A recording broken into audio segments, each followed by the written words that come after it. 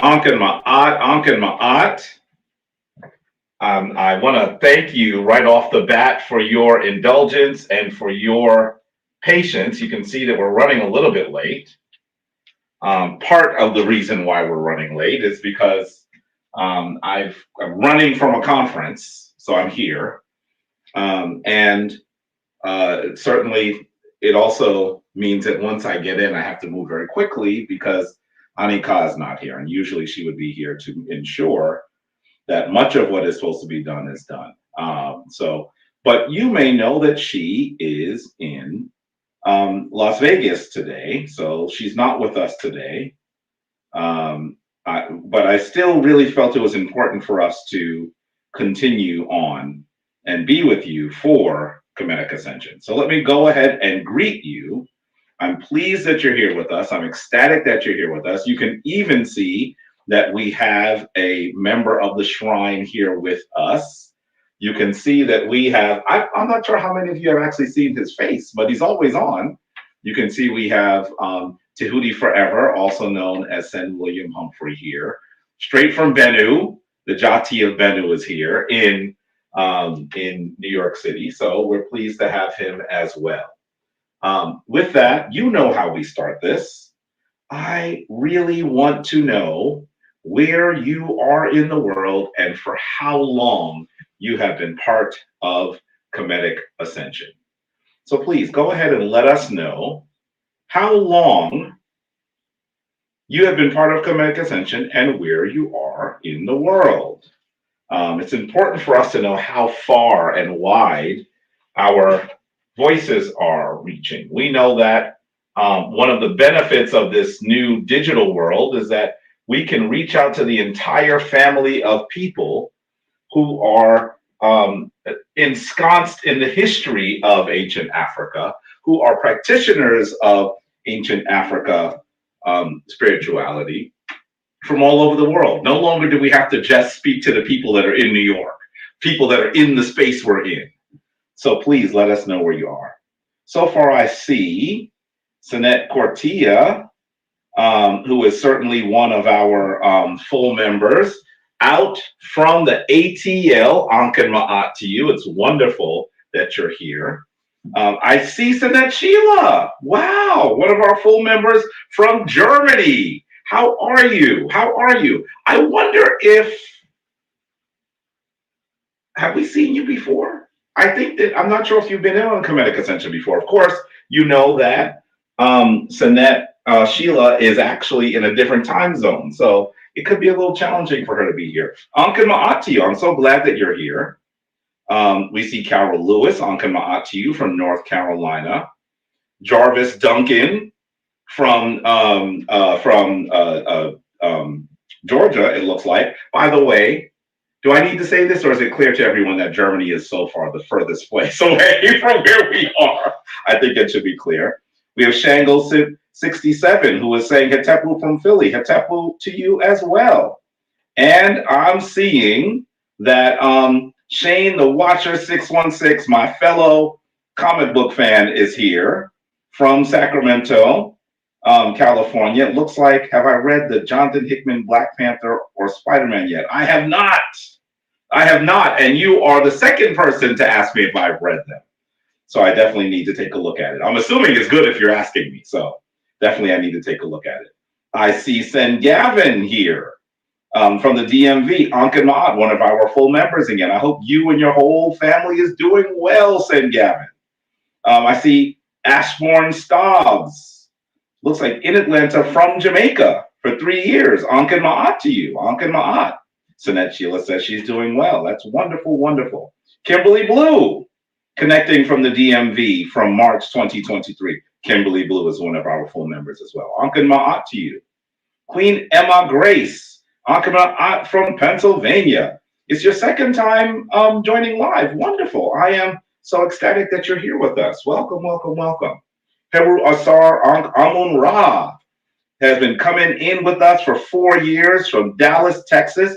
We have a bunch of people that come from Texas. We need to figure out how we're going to get down in Texas and meet with the family there. Ankin Ma'at to you. We see Ashley Amara. So that Ashley a full member of the Shrine of Ma'at. Used to come to us from LV, from Las Vegas. Now she's in Houston. How are you? It's wonderful to see you out there, Sinette. We see Garrett Van, another full member, out from Said Tehuti's, Said Tehuti Forever's neck of the woods in Arizona. How are you, and how is your queen? Ankh Ma'at to you, full members of the shrine. We see Tassetti from Denver, Colorado. Ankh Ma'at, been with us for about a year and a half. You are a regular. Every single time we go live, we see you there. Welcome, welcome, welcome, welcome. We're pleased that you're here with us. Mantaya X. Hi, Brother Jabari. Ankh Ma'at to you, Mantaya X.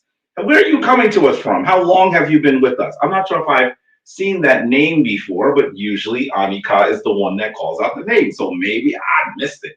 Welcome. We see DZ Ankh Ma'at, and Zania SA from South Africa. That, I believe, is further away than Germany. So it looks like South Africa is the furthest. Ankh Ma'at to you. Wonderful. It's good to know you're there from the motherland. We see Smoking Conversations, Sakina Ra. Is that a new addition to your name, Sakina Ra, who is a full member of the Shrine of Ma'at from North Dakota? Ankh Ma'at to you, dear Sinette, who is very active. Smoking Conversations. Is there something new that you're doing on YouTube? Let me know. Please let me know what you're up to. Onuris Benu Montu Ra from Savannah, Georgia. 4 months. Ankh Ma'at to you. Brother Pimpanzi, Olabini, Kanefra, Webin Ra. Ankh Ma'at to you from Philly, one of our full members out there in Philly. Ankh Ma'at. Benita Sutton, who is coming to us from Winston-Salem. Benita, you are always here. Ankh Ma'at to you, Sinette. I'm so happy that you're here. Big Payback Porter, another regular, here for every Kemetic Ascension. Ankh Ma'at from Maryville, Indiana. 5 years. Yes, yes, yes. And I see Heru Jehuti Patah, Umi Katem Ra, and he put it in Sen Ernest because he knows that I always miss that name. Ankh Ma'at to you, Heru Jehuti. It's wonderful that you're there, that you're out there in Oakland, and a full member. How are you? I hope you're doing well. We see Johnny Parker, Ankh Ma'at to Johnny Parker. Jared Williams from North Mississippi, Ankh Ma'at. I see you've been there for 5 to 6 months. Wonderful, wonderful.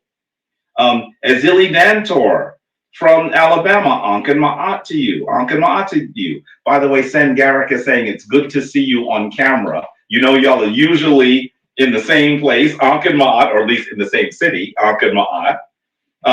Sen Ronald Green from Alton, Illinois, Ankh Ma'at to you. Truth Seeking Lou, I love that name, Truth Seeking Lou. Ankh Ma'at to you from Chicago. And I see Sakina is saying she's doing something new on YouTube. I want to know what it is. Shoot me an email or something. Shoot me a text so I know what you're up to. And we also have Lack, who says Ankh Ma'at to you as well. So I am quite sure that as I continue to speak, there will be more of you joining in and saying Ankh Ma'at to you. I hope I didn't lose everyone with being so late today. I'm so pleased that you've chosen to spend your Sunday with us. I know very well that there are other things you could be doing, but you are here because, like me, like Sen Tehuti Forever, you hear the call of your ancient African foreparents who gave so much to this modern world that we live in, gave us spirituality, gave us mathematics and architecture and literacy and have meant so much to the world while being maligned. So I want to say Ankh Ma'at to you. I see your commitment just as I hope you see mine as well. And I'm seeing Dua Tessanet Cortilla who's saying, hit the like. Everybody that's there, hit the like. Please hit the like. Please hit the like, because when you like what we're doing, when you share what we're doing, others are able to join the dialogue as well. You know people, like I know people, that hear the call of ancient Africa, but may not be connected to this community. Help us connect to them, please. If you're on YouTube, you can go ahead and hit the thumb. And if you're on Facebook, please just go ahead and share so that you're able to draw people in. And as usual, I never say this. Anika is better at than I am. All of your donations are very helpful because it costs something. As Hemnetter Waziri always says, we don't do this for money, but we need money to do it. So please, any of your donations would be very, very helpful. You can donate on Cash App. You can donate on PayPal. You can send us stars on Facebook. Please go ahead and do so. Thank you so much. Dwa, dwa, dwa. We also see very quickly Josh from Florida, close to Orlando, Ankh and Ma'at. Laura Pruitt out there in Richmond, California, Ankh and Ma'at to you. And Jason C. Patel. That's a new name. That is Sen Jason, a full member. I think that's your picture, that little icon there. Ankh and Ma'at to you, dear brother. Jason Holmes out there in oh goodness, now I'm gonna forget where he is. From East St. Louis in, you see, I'm having a senior moment because I know where you're at. It's gonna come back to me. But Ankh and Ma'at to you, I'm glad that you're here. I'm glad that you're with us. And I also know that you and Sen Atan are planning to put together a reunion of folks from your cohort. Please also send me the Lincoln, Nebraska. That's right. Dwa, send Jason. Please tell me the dates again so that I'm able to. Oh, you're on your backup page. That's what happened. Let me know when those dates are so I can announce it again as well, like we did last time. And Ankh and Ma'at to Sinette Olivia McGraw, who is coming to us from the DMV area, an active member, Ankh and Ma'at. Sinette Chenkaz, she's also known as Ankh and Ma'at, Ankh and Ma'at. I also see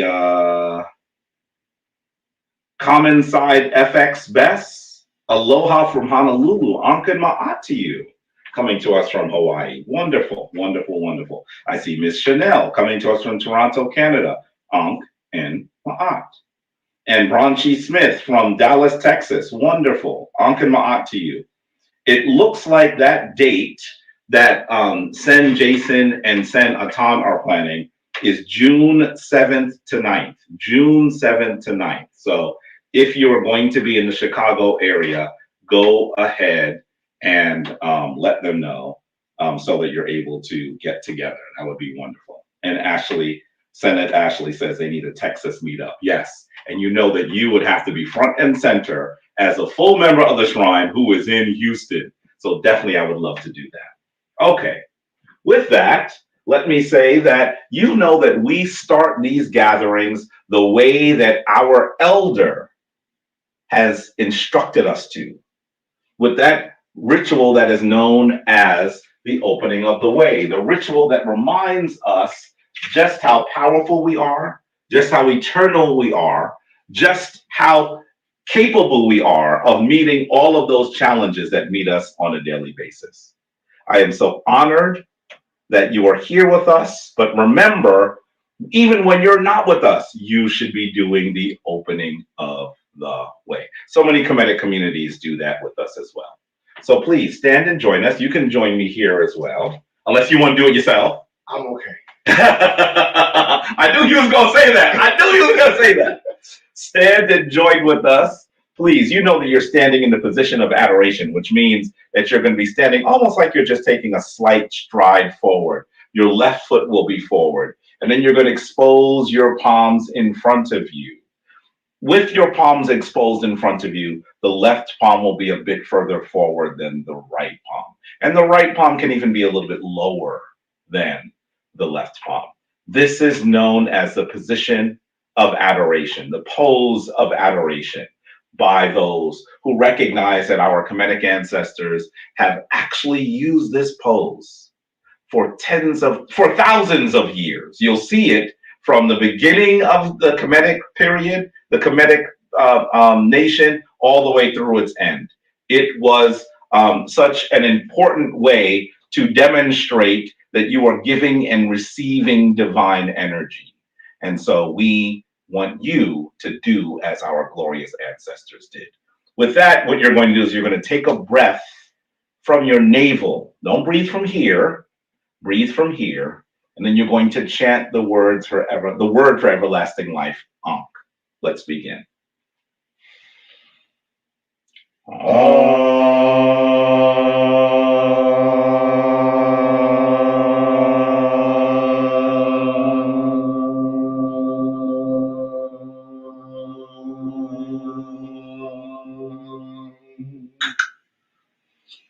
Anetrak in bedhead.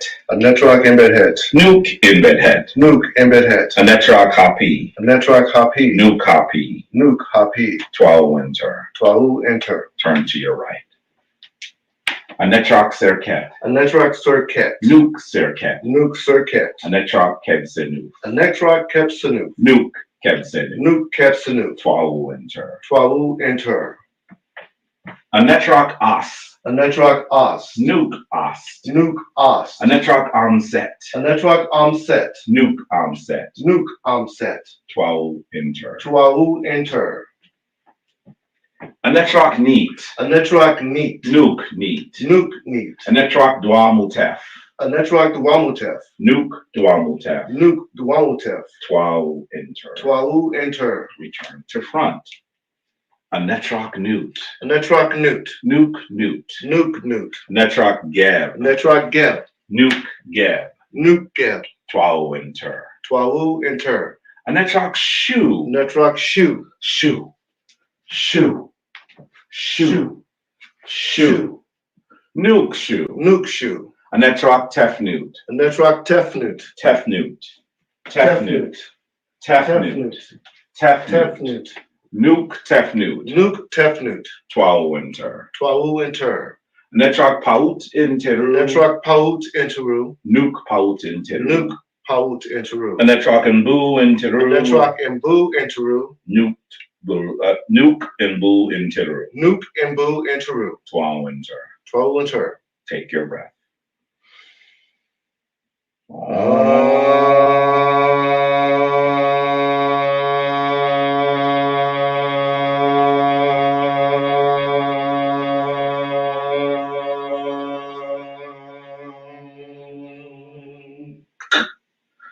Twalu enter. Twalu enter. Dwa, dwa, dwa, dwa, for doing the opening of the way, just as our elder has instructed us to do. I want to say thank you to you for doing that. And I want to remind you that this is something that you ought to do whenever you are attempting to remember just how powerful you are. I see MF Dreadson, Ankan Ma'at, peace to you. Chat Storian asks, he says it's similar to the Golden Dawn ritual. Is this the original? Well, let me say this to you. I don't know if it's the original. This particular ritual is not one that was practiced in ancient Kemet, but I will say to you that all of the constituent pieces are directly from Kemetic philosophy, Kemetic myth, the Kemetic worldview. So if someone from ancient Kemet was able to actually see this ritual, they would recognize it. They might not recognize all the movements, right, and the way that we're turning, but if they were astute enough to recognize that we are turning in the directions of those deities that protect the viscera, that protect the organs that are connected to those cardinal points, they would recognize everything. There's nothing in here other than the fact that we're moving to different positions that is new. And they would get that too. So I don't know if I would call it the original, but all of its concepts are original. All of its concepts are ancient as spiritual traditions can be. And so that might likely is where some of this comes from. I haven't seen the Golden Dawn ritual in a long time. There was a period where, as a priest, I would actually go and visit and see what they were doing. And yeah, there were some things that were similar. That was very interesting that there were some things that were similar. They asked me to lead ritual once or twice, and I declined. I was there just to watch. Because I mean, when you walk in with a huge metal ankh, they want to know, well, who are you? Why do you have that with you? Right? So that is what happened. I just declined. I said, no, I'm here to partake in. So anyway, that happened as well. Let's see. Ankin Ma'at to Hemnetter Jamar. Ankin Ma'at to you out in Strong Island. I think he's there right now. I think so. Ankin Ma'at to is it okay to be part of the ancestors knowing I'm Puerto Rican? Love Kemetic tradition family. You know, honestly, I would say to you, when I say people of African descent, I usually don't make a distinction with people who are from the island of Puerto Rico. So I'm not making a distinction. You don't need to make a distinction. We see each other, okay? So so much of what it is to be Puerto Rican and to be Latinx or Latino comes from African culture, and those people have also been imbued with African lineage and African traditions. So I don't make a distinction at all. So of course it's okay. Now, who am I to tell you whether it's okay? I'm saying it's okay for you to be here in this space. We would welcome you. If you walk through the door, we'd welcome you. We'd greet you, right? Because we would see you as our family as well.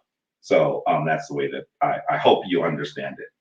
Also, Ankin Ma'at to Robert Bunad. We've seen you many times. Ankin Ma'at to you. I'm glad that you're here from Daly City near San Francisco. And Ankin Ma'at from your girlfriend in Los Altos near San Jose. Ankin Ma'at, Ankin Ma'at.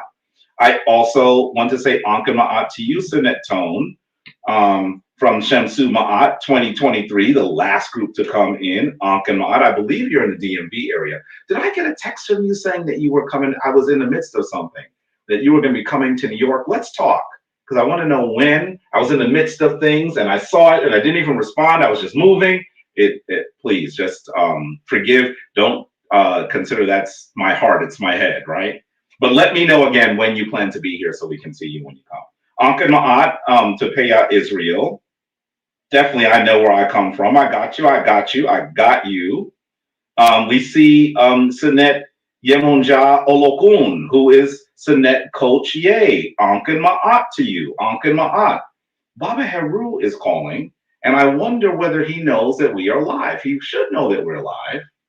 Ankin Ma'at, when your elder calls during Kemetic Ascension, you answer. Give me 1 second, okay? Ankin Ma'at to you. Give me 1 sec.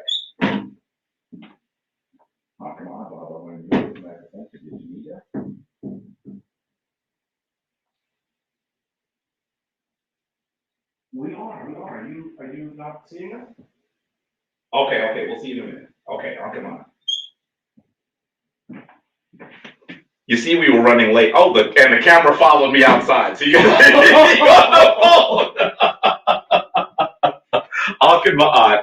Baba was saying, are you not doing Kemetic Ascension? Where are you? So we started late, so he probably missed the link.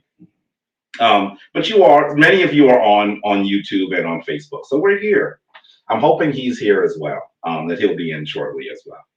Ankin Ma'at to Sinet Mini, Sacred Woman, Ida Kajiatu from Hattiesburg, Mississippi. Been with us for 3 years. Ankin Ma'at to you, Sinet. Ankin Ma'at. Ankin Ma'at to King Moore from Cleveland, Ohio. To Mecca Ramadan. Ankin Ma'at. Ankin Ma'at to Mur Aset Nehebaku.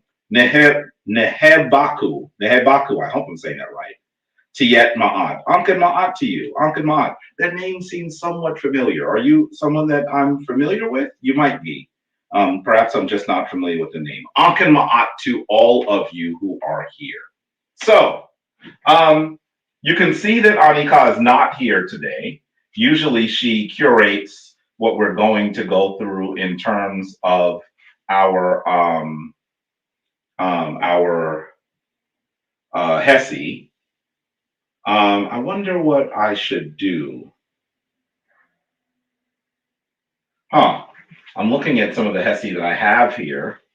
I almost want to just do something that's an oldie but goodie. Maybe one that we learned when we were in the Shrine of Ptah, when the Shrine of Ptah was our spiritual home. Now we are a fruit on the tree whose root is the Shrine of Ptah. The Shrine of Ma'at only exists because of our connection to the Shrine Patah all those years, is our elder, Baba Heru Ankh-Ra Samad Se Patah, brought us into the Kemetic tradition in the fullest form that one possibly could. And so right off the bat, I think of that Hessie. I think we even did it 2 weeks ago. But it's the one that's on my heart, so it's the one that's going to be on my tongue. And I'm talking about the Qumran Hessie. One of the reasons why I should say that I'm thinking of it is because it is the Hessie that I was citing, that I was reiterating as I was driving, rushing to get back here. And so perhaps that's why it's still on my mind. But you should know that it is a Hessie that was created by Baba Heru, that loosely translates as the mystery of the hidden sun is revealed to my face. And we often simply just call it Qumran, right? So it goes like this. And the other reason why I'm saying I want you to know this is because I don't think that I was ever taught the Hessie when I was in the Shrine of Patah. People around me knew the Hessie, so sometimes they would break into it and I'd just be like, Qumran, Qumran, Qumran. I wasn't actually saying the Hessie, right?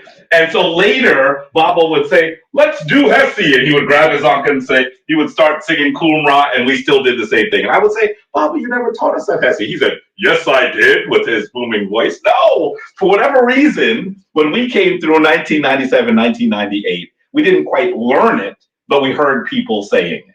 So it was years later that I actually learned the Hessie. So this is how it goes. It is Qumran, Qumran, Kumherura, Kumheru, Heru, Ra, Ra. Qumran, Ra, Ra, Ra, Kumherura, Kumheru, Keru, Ra, Ra. Now, you see how I'm saying it has to be taught? Right. Because even though they're not a ton of words, there's a pattern, right? Mm-hmm. And so you could not know the pattern. That's what it was like for me.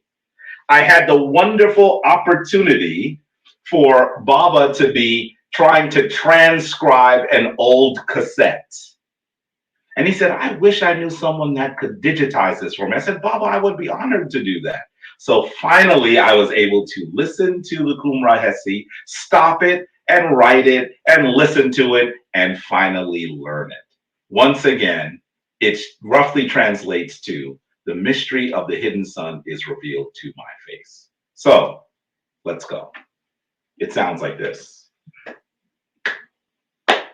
Qumran, Qumran, Kumherura, Kumheru, Heru, Ra, Ra. Qumran, Ra, Ra, Ra, Kumherura, Kumheru, Heru, Ra, Ra. Qumran, Qumran, Kumherura, Kumheru, Heru, Ra, Ra. Qumran, Ra, Ra, Ra, Kumherura, Kumheru, Heru, Ra, Ra. Qumran, Qumran, Kumherura, Kumheru, Heru, Ra, Ra. Qumran, Ra, Ra, Ra, Kumherura, Kumheru, Heru, Ra, Ra. Qumran, Qumran, Kumherura, Kumheru, Heru, Ra, Ra. Qumran, Ra, Ra, Ra, Kumherura, Kumheru, Heru, Ra, Ra. Qumran, Qumran, Kumherura, Kumheru, Heru, Ra, Ra. Qumran, Ra, Ra, Ra, Kumherura, Kumheru, Heru, Ra, Ra. Qumran, Qumran, Kumherura, Kumheru, Heru, Ra, Ra. Qumran, Ra, Ra, Ra, Kumherura, Kumheru, Heru, Ra, Ra. Qumran, Qumran, Kumherura, Kumheru, Heru, Ra, Ra. Qumran, Ra, Ra, Ra, Kumherura, Kumheru, Heru, Ra, Ra. That is an honor to our elder, Baba Heru, who is in the room. Ankh and Ma'at Baba. That is the Hessie that he created and taught so many members of the Shrine of Patah and others, because I've heard other shrines do this Hessie now, right? which tells us that they probably have a root somewhere in the Shrine of Ptah. And so it is one of those wonderful Hessie that you could just do, and then someone will start a round later, right? So you're doing Kumra, Kumra, Kumherura, and then they start Kumra, Kumra, Kumherura, while you're still continuing, and then it goes on and on and on and on. I've even seen, there was one time in the shrine when I was sitting there pretending I knew the Hessie. Pretending I knew the Hessie, and the brothers were doing one part of it, and the sisters were doing another part of it. I was like, this is dope. And I'm standing in the middle, and the brothers are like, are you joining us? Why are you standing there? Because I didn't know the Hessie. Anyway, I'm honored to have finally learned it. And it's so amazing that that I have. Baba has really over the years brought I would say harmony and creativity and wonderful, wonderful song to the Kemetic tradition. And we're absolutely honored that he's done that, because the tradition doesn't have to always just be cerebral, right? The tradition should speak to you on a different level. And if you are doing what some in the other Eastern traditions would call mantras, they call them mantras, right? And today, it's not unusual for people, even who are not using those traditions, to understand that singing a mantra, chanting something can be helpful to you. Well, the first group of people to write these down were on the continent of Africa, older than the ones we see in India, older. And we call them Hessie. And so it is so important for us to recognize that those amazing forms of worship, those amazing forms of centering, also come from the Kemetic tradition. So please, as you go about your day, as you struggle with the things that we struggle with on a daily basis, use the tools that are in your tool chest. One of the tools that should be in your tool chest powerfully, practitioner, is Hessie. Is Hessie. Two. Get into Hessie, and it will help you see your way through those things that are challenging you. I find that one like Kumra is good when you're doing something monotonous. You can just sing Hessie. I mean, you're washing the dishes, you can get into Kumra. You're jogging, you can get into Kumra. Whatever you're doing, you could just get into Kumra and allow that section of your being to be elevated, while the other section of your being focuses on something that is less than intellectual, something that's rote, right? You don't have to think to wash the dishes, right? Mm-hmm. But imagine if you were doing something so mundane as washing dishes while you were being lifted into the heights. Now, all of a sudden, washing the dishes might not be an annoying, tedious task anymore, right? This is true. So definitely you should please do Hessie and remember Hessie. It is so important. Did you want to say something? I did just want to say something about Hessie. When I first came into Kemetic Ascension in 2017, the Hessie was the same Hessie, bi-weekly. Yep. Yes, that's all we did. That's very true.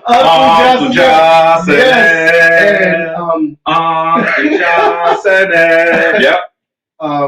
That's what brought me into the community. Right. That Hessie is really, really powerful right. for me.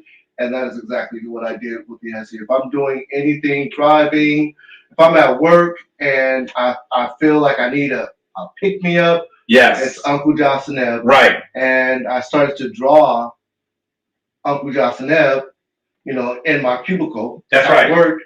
And eventually I said, Baba Haru, can I get a piece that says Uncle Jasaneb so I can stop drawing it everywhere? Yeah. So I went and I grabbed this piece from Baba Haru. It's a beautiful piece. And yes. I just keep that energy with me. That's right. That's right. That's right. Uncle Jasaneb is an ancient, it's not just a greeting. It is a commendation of energy. I mean, imagine you telling someone that you hope them to have long divine life. Ankh. Uja, which is sort of divine wisdom, right? No, that's Ujat. Um, it really, in this one, you're saying strength, right? Ankh Uja. Uja is another word that we use for strength, force, virility, vitality. Vitality is what we're saying there, right? And then Seneb is health, right? In some ways, they're all prosperity, right? A long life, virility, and health. They're all, it's a greeting of great prosperity as you give to someone. And we will see in the ancient text that it is sometimes written. You will see on the walls, you'll just see Ankh Uja Seneb. By the way, sometimes underneath they even have a Neb. Right, Neb. Neb. So you'll see Ankh Uja Seneb, Neb. So this is what our ancestors said to each other when they wanted to grant each other peace and prosperity thousands of years ago. It has become so common in Kemetic communities that some people just say Us. You might hear even our sister shrine, the Temple of Anu, say Us. They're saying Ankh A, Uja U, Seneb S. So when you hear them and they say Us, what are they saying? They've abbreviated Ankh Uja Seneb. That's it.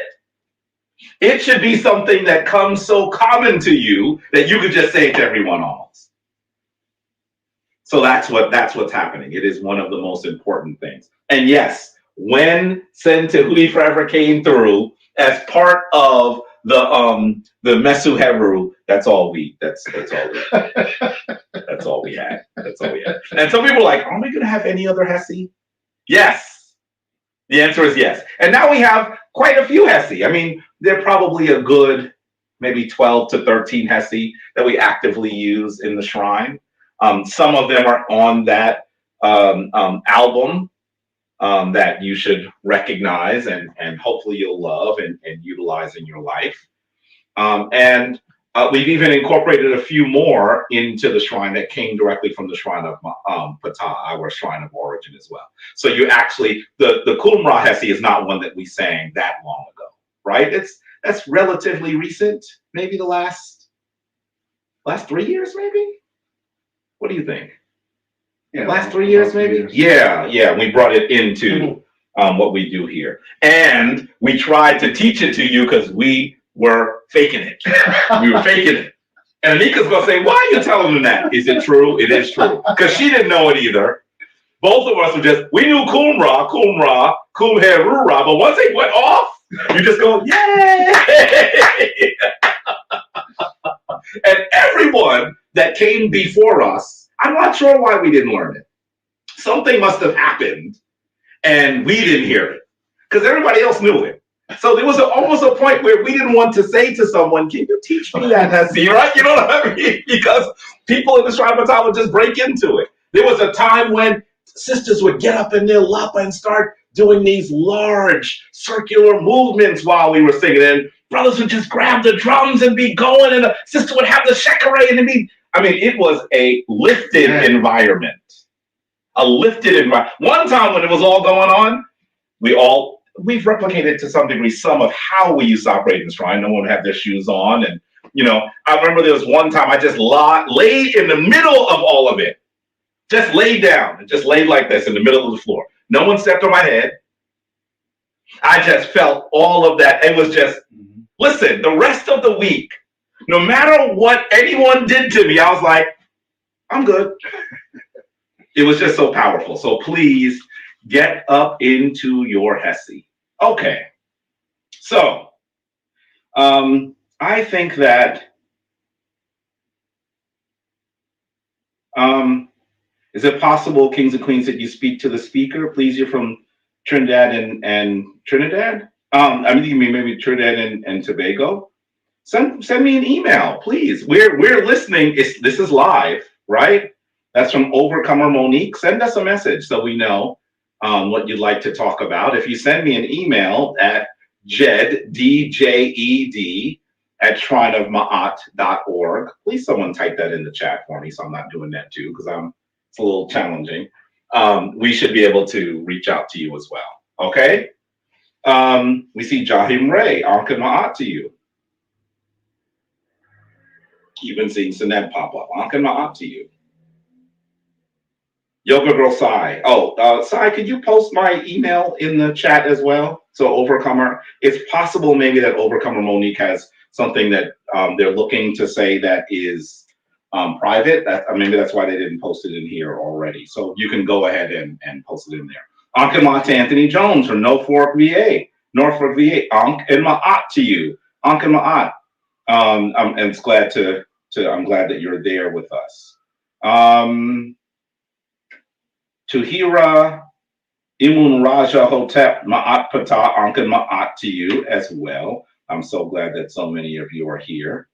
Josh says that when he was young, he saw the Medunetter while being with your parents in the Bronx. It's amazing how much spirit guides you even when you were a child. That's right. That's wonderful. That's wonderful. Ankan Ma'at to you. Okay, so let's go into a brief discussion today. Of what I think is an important issue. I don't usually take presentations that I do on Sonetter's channel and simply show them here. That's a little unusual. But today I want to do that, partially because, in fact, I'm going to come back there where Anika is so I can shift the slides as well so you can see them. One of the reasons why I want to do that today is simply because I really think that we ought to be aware of a really important topic. We ought to be familiar with this battle that is occurring right now, right? What am I referring to? You saw that today our topic is the Africanity of ancient Kemet. The Africanity of ancient Kemet.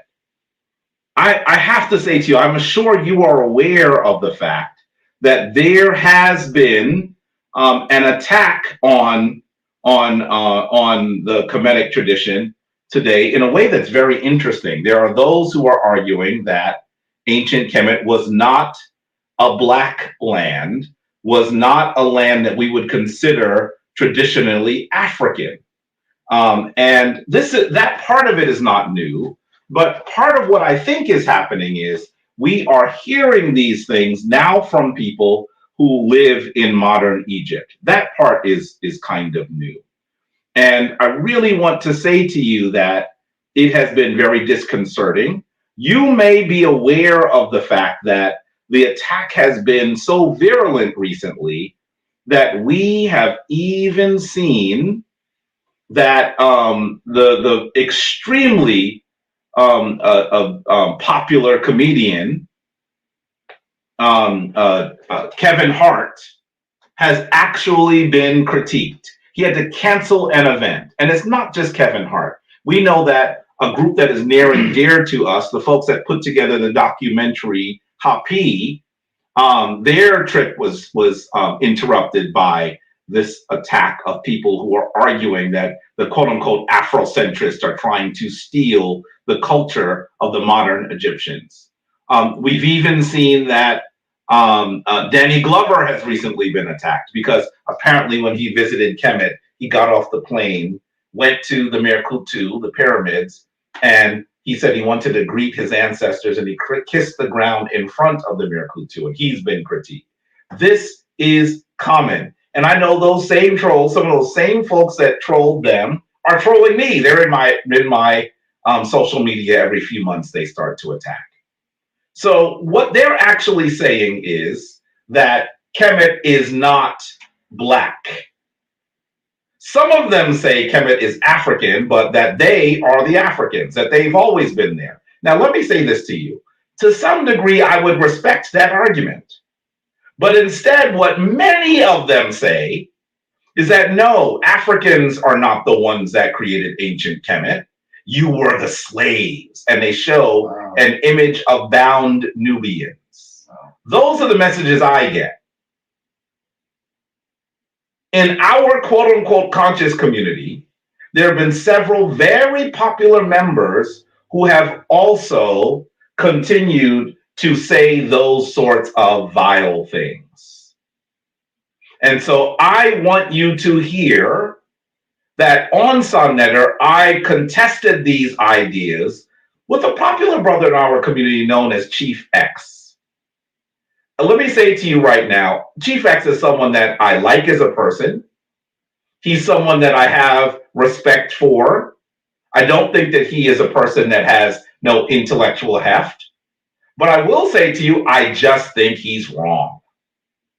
I just think he's wrong. And one of the interesting things that happens today in our newly generated social media world is that when people are wrong, it's hard to listen to outside information and say, you know what? Maybe I was wrong because you done said it in front of 10,000 people. So sometimes when I'm having these debates, discussions, DZ Ong says, wait, he's popular? He's well known. Well, can I say he's well known? He's well known. I'll say that at least. He's been around for a long time and he's well known. I'll say that. Let me say that as these comments are made, I think that what we need to do is have some of the details. So this is going to be a two-part presentation because you, practitioners of the Kemetic traditions, I know that you're also under attack. I know that people look at you and say, why should you consider yourselves to be part of the traditions of the ancient Kemetic people? True. Who are you to do that? I want you to have some of the best anti-arguments to this anti-African trend that we are seeing. That's what I want you to have. So it is really important for us to do this. This is simply part one.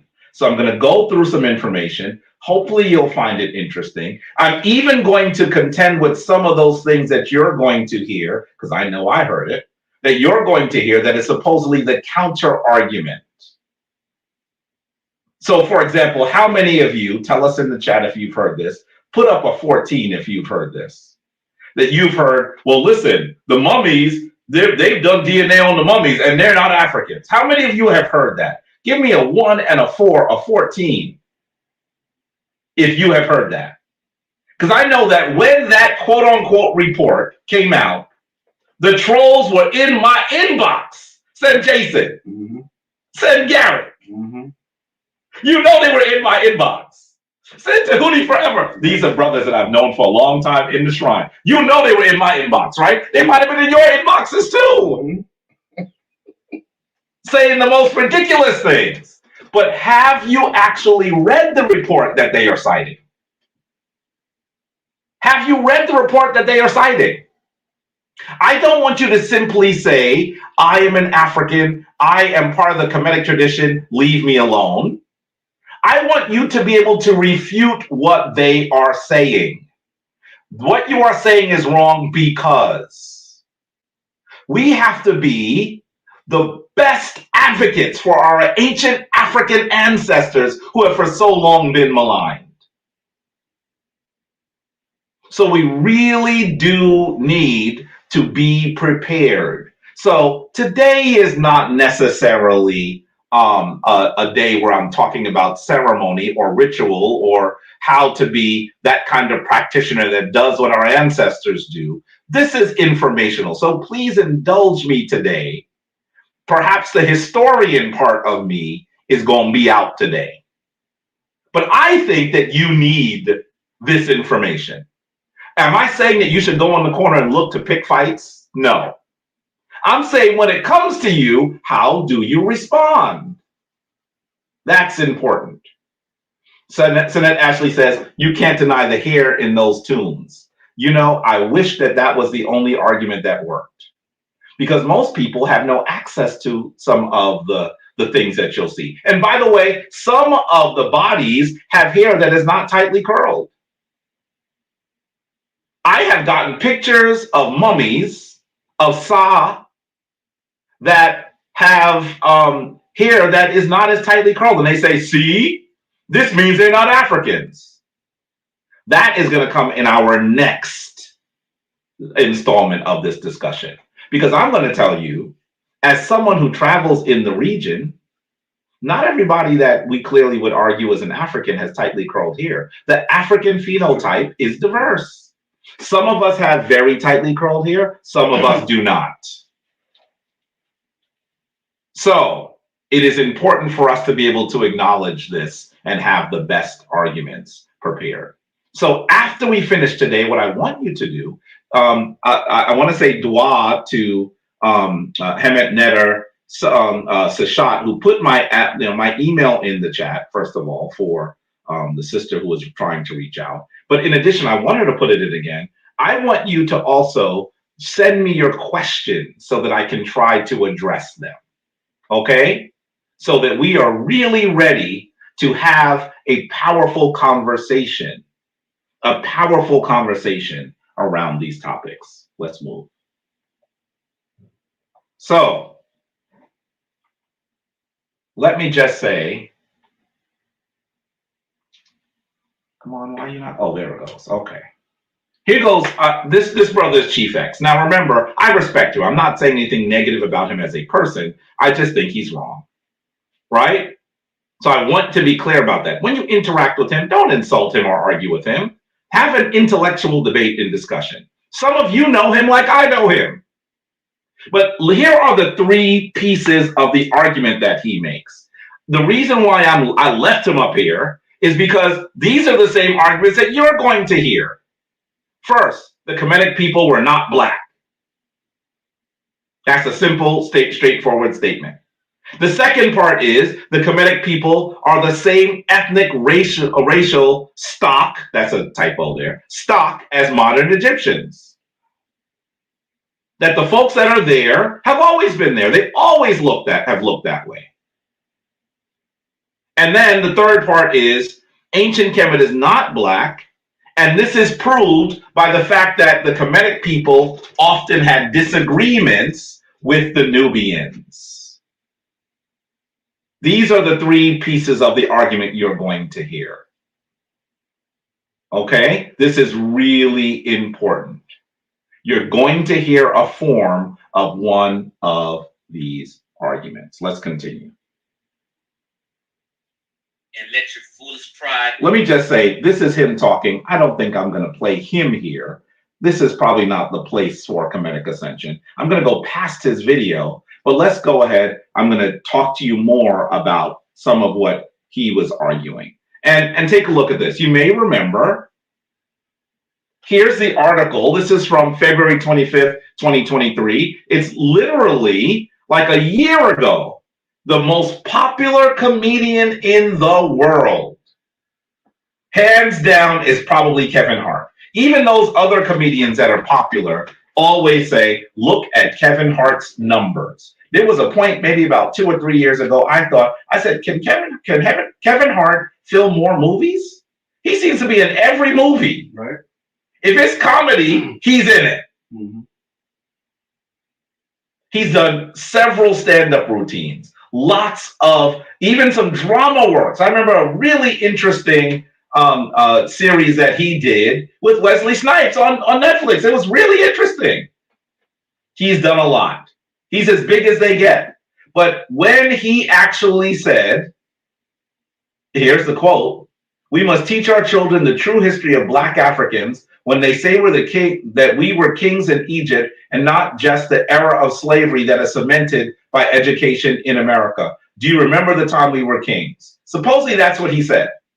That should not be a controversial statement. It was. It became so controversial that the group that was bringing him to Egypt, I'm using the modern term intentionally here, for his performance, canceled. This is common. This is very common, and you're going to continue to hear it. Now, one of the things, I'm not going to spend a lot of time on this either, but I'm going to say it. One of the things that we hear our brother Chief X use is he says that the people that are in North Africa and beyond are Caucasian. He actually says that. And I want to say to you that that is an extremely dated term. And when people are using it, you should call them on it. Now, I know very well that we use this term when we think we're being polite to white people. I know it. We call them Caucasian because we're trying to be polite. That term is not polite to us. What is its origin? This is in my book, by the way, Seven Little Lies, the Conspiracy to Destroy the Black Self-Image. The term was created by an influential German naturalist, botanist, and anthropologist by the name of Johann Friedrich Blumenbach. And he wrote a work known as The Natural Varieties of Humankind in 1775. He was inspired by the work of another quote unquote scholar, notice my quote there, who actually was the one that developed the genus and species classification system for organisms. You know, genus and species, like we are the Homo sapien sapien, that he developed that. So some of his work is still with us, but he also creates some classifications on race that are racist. This is this work, Natural Varieties of Humankind, is a work that is sought to that is believed to further these ideas. You should know that Johann Friedrich Blumenbach developed the term Caucasian because he owned dozens of skulls from around the world, and the one that he thought was most beautiful, because he argued it was most symmetrical, was of a woman from the country known as Georgia, not the state, the country that was a former part of the Soviet Union. And he thought that because this skull, according to him, was so beautiful and symmetrical, it proved that the European were the original people on the planet, and the rest of us, listen to this term, devolved from them. Devolved, not evolved, devolved. And that is how he described Africans. Here's the quote: "I've allotted the first place to the Caucasian, which makes me esteem it the primeval one. This diverges in both directions to two most remote and very different from each other. One on the one side, namely into the Ethiopian," he's talking about you African, "and to the other into the Mongolian." That was meant to be a commentary to people who are Asians. The remaining two occupy the intermediate positions between the primeval one and these two extreme varieties. That is the American between the Caucasian and Mongolian, and the Malay between the same Caucasian and the Ethiopian. This is how he describes it. And by the way, his book even has these kinds of images. The one on the top shows you that he was trying to argue that if you looked at the profile of a person of African descent and a person of European descent, the profile that is similar to the, as he spells it, orang-utan, the orangutan, is that of the African. That is what he attempted to argue.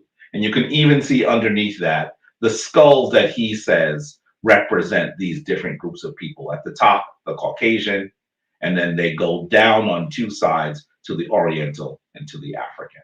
This racist imagery, this racist argument is where we get the term Caucasian. We need to stop using that term. We need to stop using that term. And unfortunately, our brother Chief X continues to use it as well. I'm seeing here the timeline has to fit the mainstream narrative, and actually, our timeline's a lot older. These artifacts, there are artifacts that date 30K plus. Sure, of course, of course. I'm also seeing here that Minnie says, since they don't want to pay reparations, they come with this lie. These lies were before reparations. This book was written in 1775. So this has been with the Americas as long as the Americas have existed. Let's continue.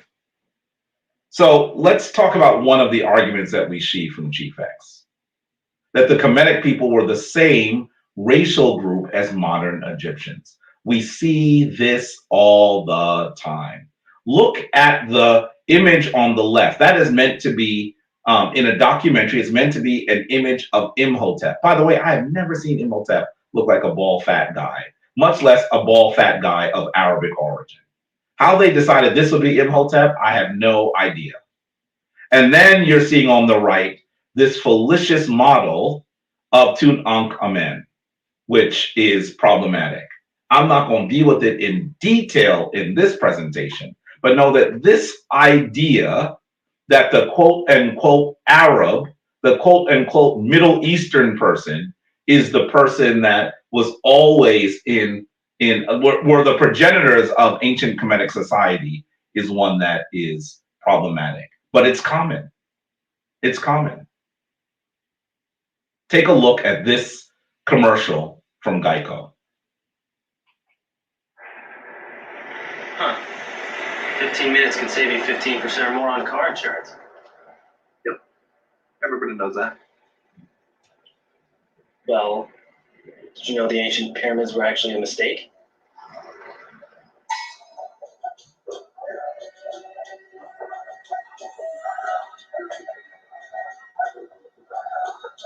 Oh. Geico. 15 minutes could save you, well, you know. It's common.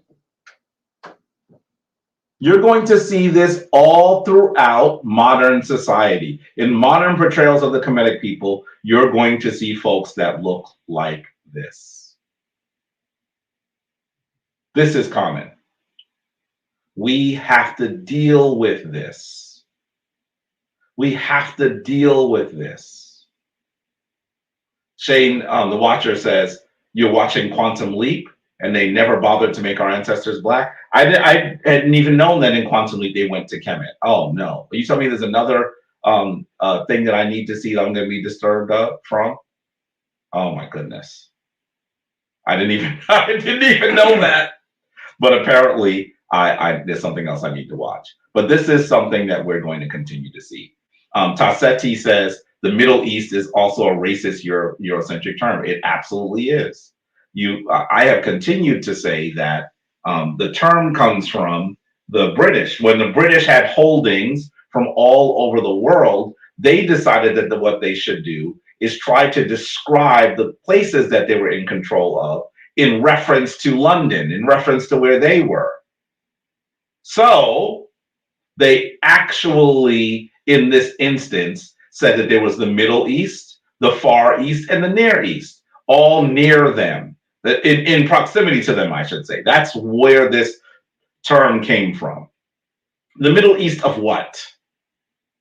If I'm trying to describe those countries that are in the Mediterranean Sea and in North Africa, I say the Mediterranean region. That's a better way to describe it than to say the Middle East. Let's continue. Let's continue.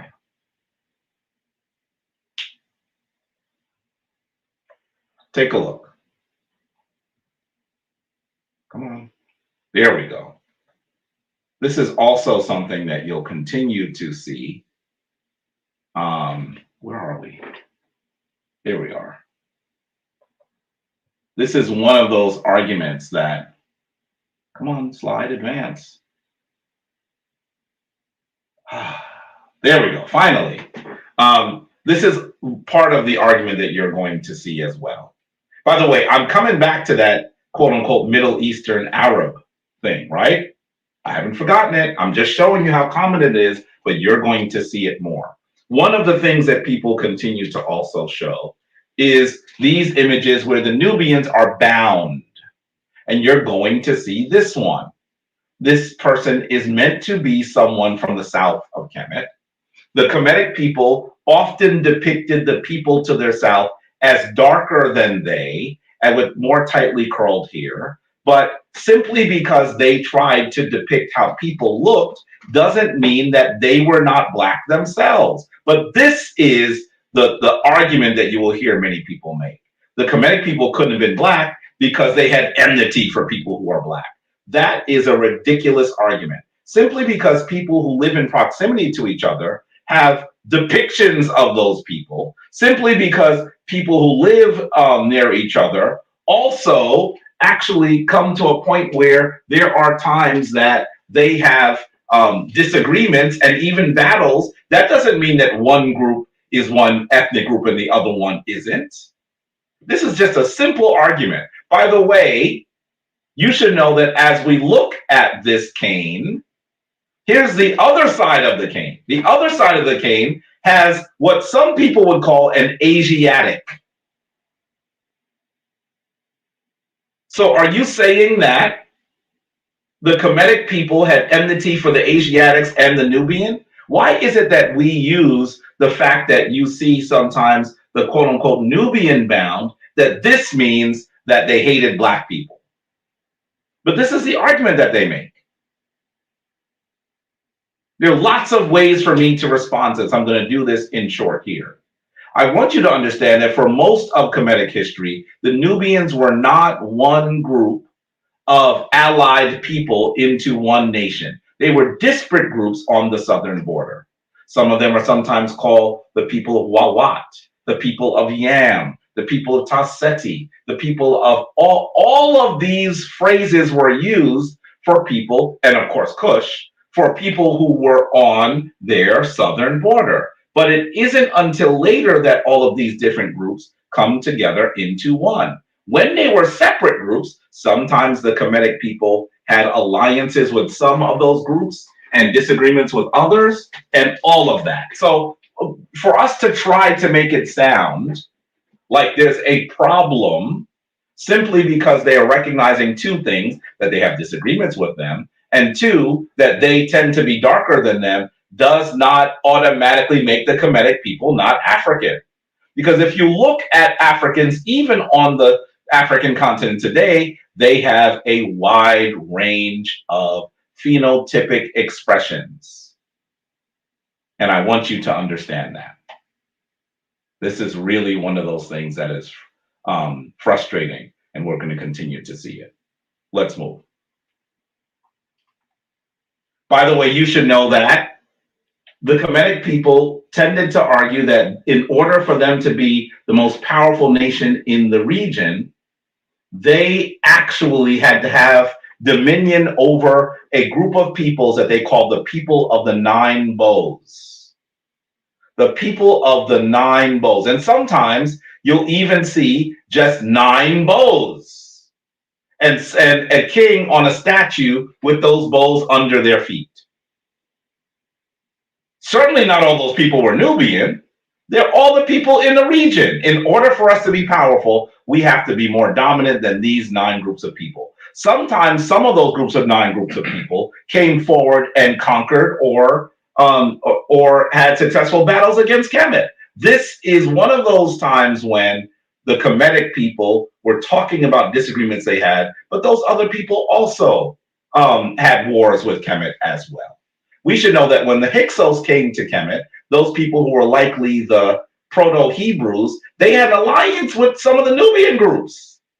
This is one of the reasons why in the New Kingdom, the Kemetic people continued to say that they were going to do battle with the Nubians because they had a memory of that alliance. That's what it is. It's nothing more than political disagreements.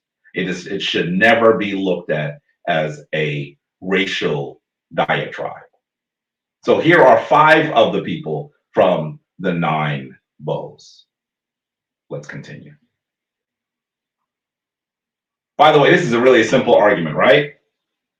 In the middle, you're seeing the General George Washington with his army, and they are fighting the British. I guess because the quote-unquote American colonists and the British had a war, that must mean that the American colonists and the British are different ethnic racial stock, right? Do you see the ridiculousness of this argument, how it falls apart? Here's an article in the Washington Post I found interesting. This describes George Washington's British ancestor. And the place where this person lived is called Sulgrave Manor. And it's a place in Britain that in as early as 1995 received some renovation. And they received some renovation because the British expected that quote unquote Americans would go to the manor to see the ancestor of George Washington. George Washington is British. George Washington is British. This should not be a surprising comment, should it? Should it? Well, I guess that means that one of them is white and the other one isn't. I guess that means that one of them is a European and the other one hates all European. This makes no sense. Let's not allow them to continue to have these sorts of debates. Let's continue. This part is really quickly. I need to reformat this slide so it's a little clearer to read, but I want you to understand, if you look at a brief timeline of ancient Kemet, you are going to see that the time frame that ancient Kemet existed, that these people were creating and maintaining a powerful nation, is extensive. And we should expect that the people who live there now look different, because by the time we get towards the end of this time frame, we are going to see successive groups of foreigners come into the land. So obviously Kemet begins with the pre-dynastic era, someplace around 4300 to 3000 BCE. Then we have the Old Kingdom, which most people put at around 2675 to 2130. Then the first intermediate period, when the Old Kingdom falls apart and Kemet is in its most fragile, one of its most fragile conditions, from 2130 to 1980 BCE. Then we have the Middle Kingdom. We have that king that is always depicted with the darkest possible skin and very, very strong African features. And he comes forward to reclaim ancient Kemet. This creates the Middle Kingdom. That king is known as Mentuhotep II. And that lasts from 1980 to 1630. Understand, it's over 200 years, right? Then things fall apart again. We have from 1630 to 1539 or 1523, we have the second intermediate period. By the way, this is when the Hyksos come to power at the end of this period, the end of the second intermediate period. And then we see a family from deeper into the interior of Africa, in fact, near where the king in the first intermediate period came and fought to create the Middle Kingdom, this king Mentuhotep II. This family in that same city fight to reclaim Kemet. They wage a rebellion of indigenous people to kick the Hyksos out, and they create the New Kingdom, which lasts from 1539 to 1075, nearly 400 years. Then we come down to the third intermediate period. Things begin to fall apart again. That period lasts from 1075 to 675. We have the late period from 664 to 332. Now, let me say this really quickly. As we get toward the end of the New Kingdom into the third intermediate period, we see groups of Libyans. We see the Assyrians come in. We see the Persians come in. And after the Assyrians and the Persians, then we see even further, the Greeks take over from the Persians. They have a battle at Pelusium, and then the Greeks come in 332 BCE under Alexander the Macedonian. They're there for 300 years. And then we see the Romans come in 32 BCE. And the Romans are there. Look at that. If you look at from 30 BCE all the way up to 642 CE, they're there for 700 years. And then we see the Arab invasion of Kemet, which begins in 637 CE and is complete around 641 CE. What am I saying to you?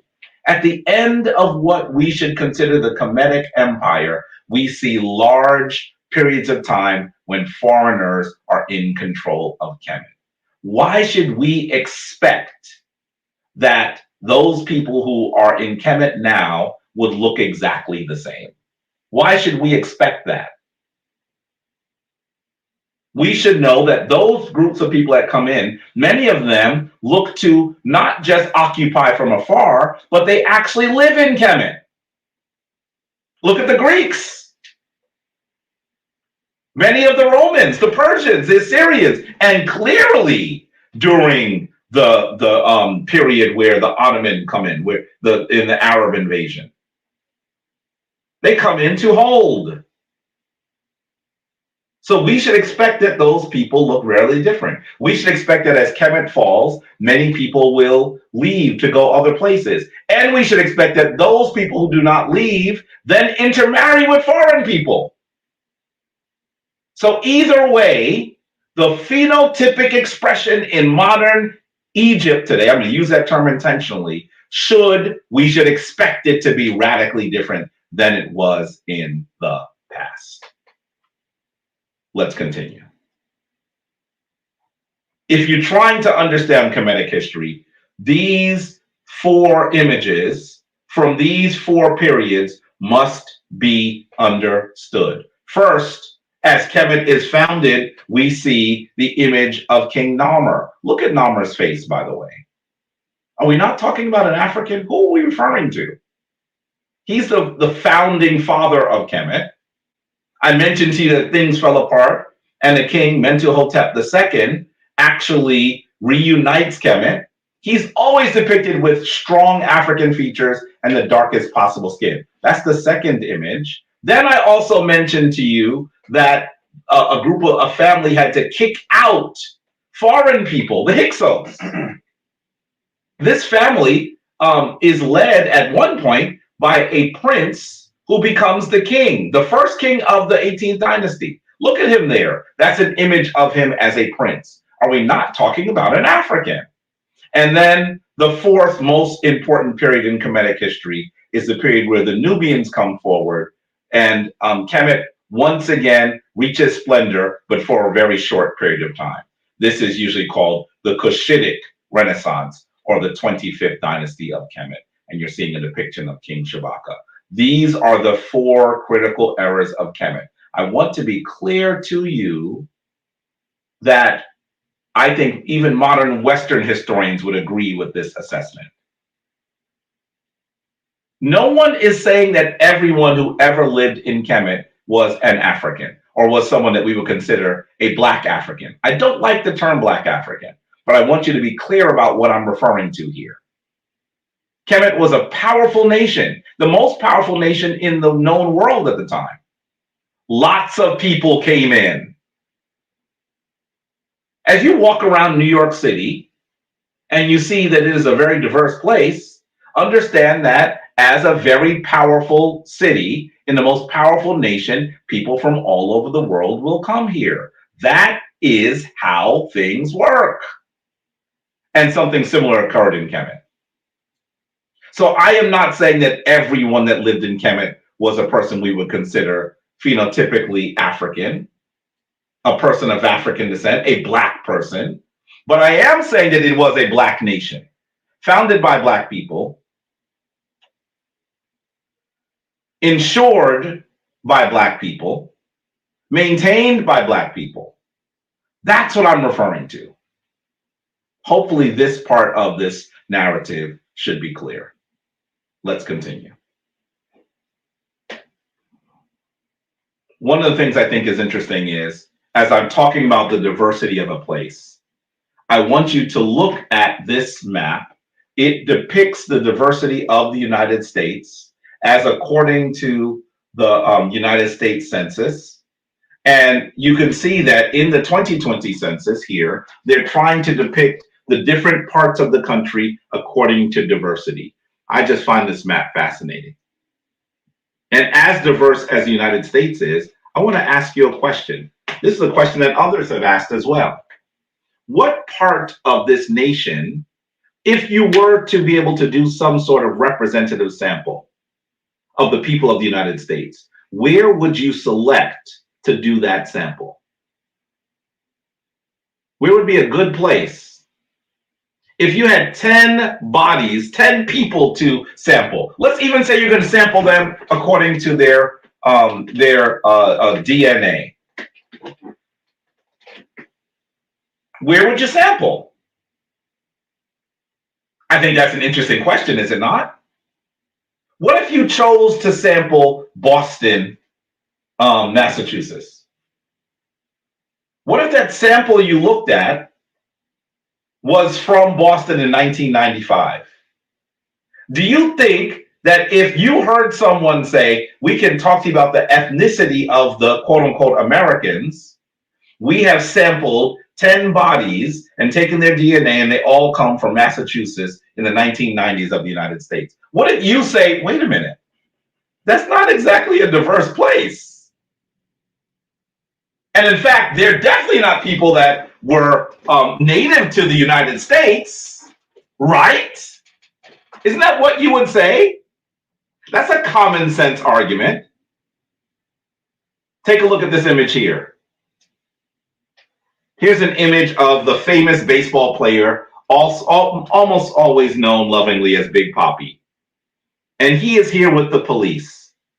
And they don't just look like they're wearing police uniforms. They decided that they were going to look Scottish. Why? Because that is how Scottish and Irish Boston is. That this, to Big Papi or anyone else, wouldn't be unusual. The sample in that place would be skewed. Look at this one. Here's an image of, you got to call it a white supremacist rally at the top left. Keep Boston Irish, because I can see a Stormfront flag there. Can you see that on the upper left? And then on the right, you're seeing an image of the police once again in a funeral. Look at their clothing. How about the patch that you see there? Some police officers wear this patch. It's the patch that says Erin go Bragh. And it has what we should call a leprechaun on it and 4-leaf clovers. Are these symbols of the United States? Or are they more likely representation of the fact that this particular area has been populated in large form by people from a particular place that is not within the boundaries of the United States? So I ask you again, if you took samples from Boston, Massachusetts, you sampled 10 bodies. Let's say you sampled 100 bodies, and they were all from Boston. Don't you think that your data might be skewed? Don't you think that they'd be skewed? Well, that's exactly what we see. Let me move from here. This talks about the Boston's immigrant population. I want you to take a look at this. Here's the article that was constantly reported. In fact, I'm going to tell you that people were in my inbox about it constantly. Constantly. And when I read the article, I said, oh, something's strange here. So what did I do? I read the scholarly article to see if I was correct if something was strange about the samples. So when people started attacking me again and saying, don't you know now we have the DNA from the mummies, you know that these are not Africans? I would say, did you read the article?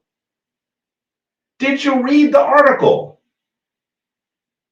This was all the way in 2017 when this started.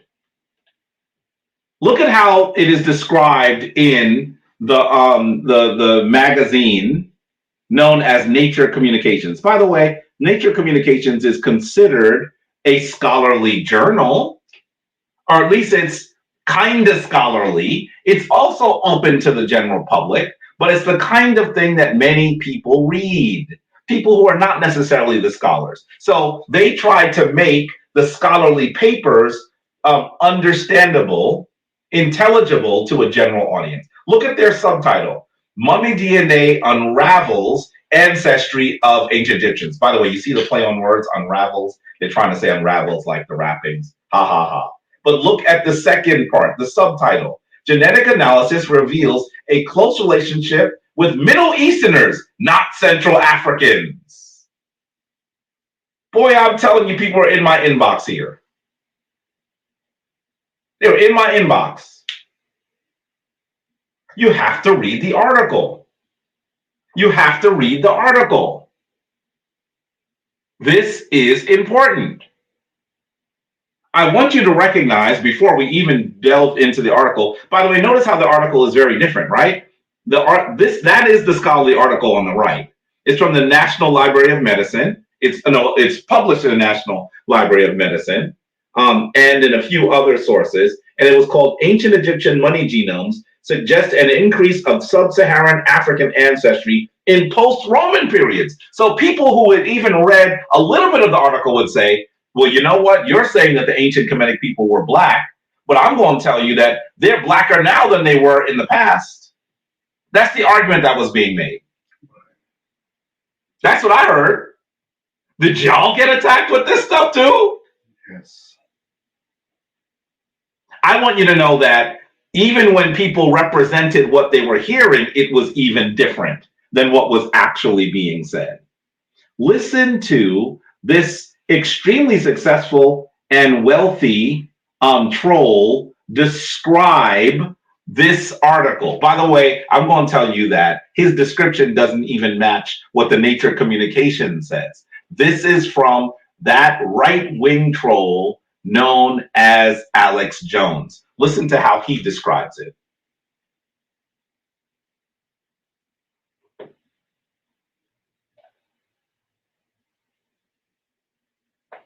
Publishing its findings in Nature Communications, the study concluded that preserved remains found at Abusir el Malik, Middle Egypt, were closest genetic relatives of the Neolithic and Bronze Age populations from the Near East and Eastern Mediterranean Europeans. DNA discovery reveals genetic history of ancient Egyptians. I'll tell you about that coming up at the start of the next hour. It's actually what the ancient Greeks said. That's what Plato said.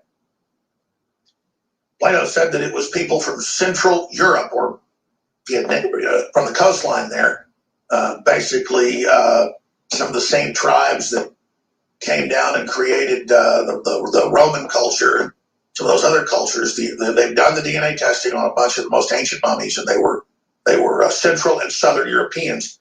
But it's not some bashing the Africans. Most ancient. Keep listening. Now look at, he's showing a CNN article too. The Chinese probably had the oldest civilization. They're not Africans. But you could argue that the humans originally originated in Africa, though now they've got some research that's not showing it. But it's not an attack on anybody. It's just what the DNA tests are showing, and what 2,400 years ago, the first global historian, Plato said.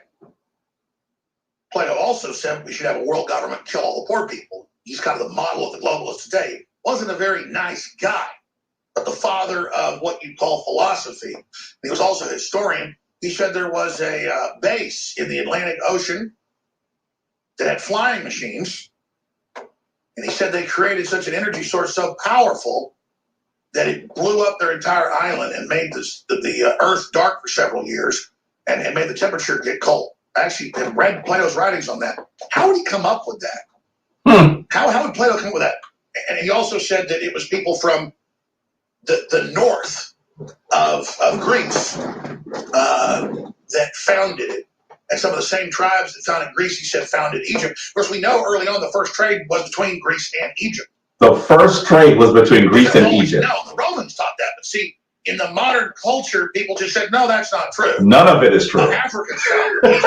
And it is true, by the middle period of Egypt, they had brought in folks from all over the Middle East and there and intermarried, and that it was true. They intermarried with kings of Ethiopia and other areas and had actually then no longer been European. That is true, but Egypt was started by Europeans. Egypt was started by Europeans. I don't always publishing its findings. Do you know how large? Wait, let me get past. Do you know how large this man's following is? Now he's been deplatformed from a lot of different services, but you should know that this is something that is commonly heard. He has a very big platform. So when people are attacking you, this is what they've heard. Now, can I say to you, what he's saying is not even in the article. I'm not even talking about the popular article doesn't say that. It doesn't say that Europeans founded Kemet, but this is where he's going. Look at Jared, repeating something that I learned at Cornell. Extraordinary claims require extraordinary evidence. Yes, thank you, Jared. Agree. He made he brought no evidence. He just simply showed on the screen the CNN article.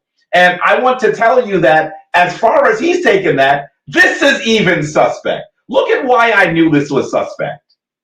Take a look at what was written in the Nature Communications distillation of the scholarly article. It says, the study published on the 30th of May in Nature Communications includes data from 90 mummies buried between 1380 BC and Egypt's New Kingdom, during Egypt's New Kingdom, and AD 425 in the Roman era. Now, first of all, I want you to know that if you take a span from the quote unquote New Kingdom to the Roman era, you're saying that you're taking perhaps portions of the New Kingdom, and then you're also taking the portion of the Syrian period, the Persian period, the Greek period, the Roman period. We're talking about a period of literally, look at that stretch that they have there.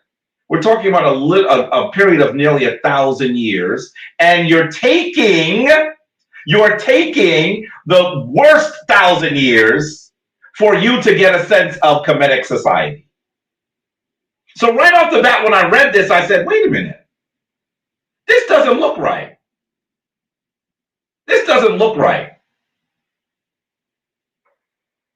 Very interesting. But I'm going to tell you that even when you go further, it's worse than this. This right off the bat is problematic. They didn't say they took DNA from the pre-dynastic era, the Old Kingdom and the Middle Kingdom. But you might say, well, maybe they took some mummies from the New Kingdom. That might be okay.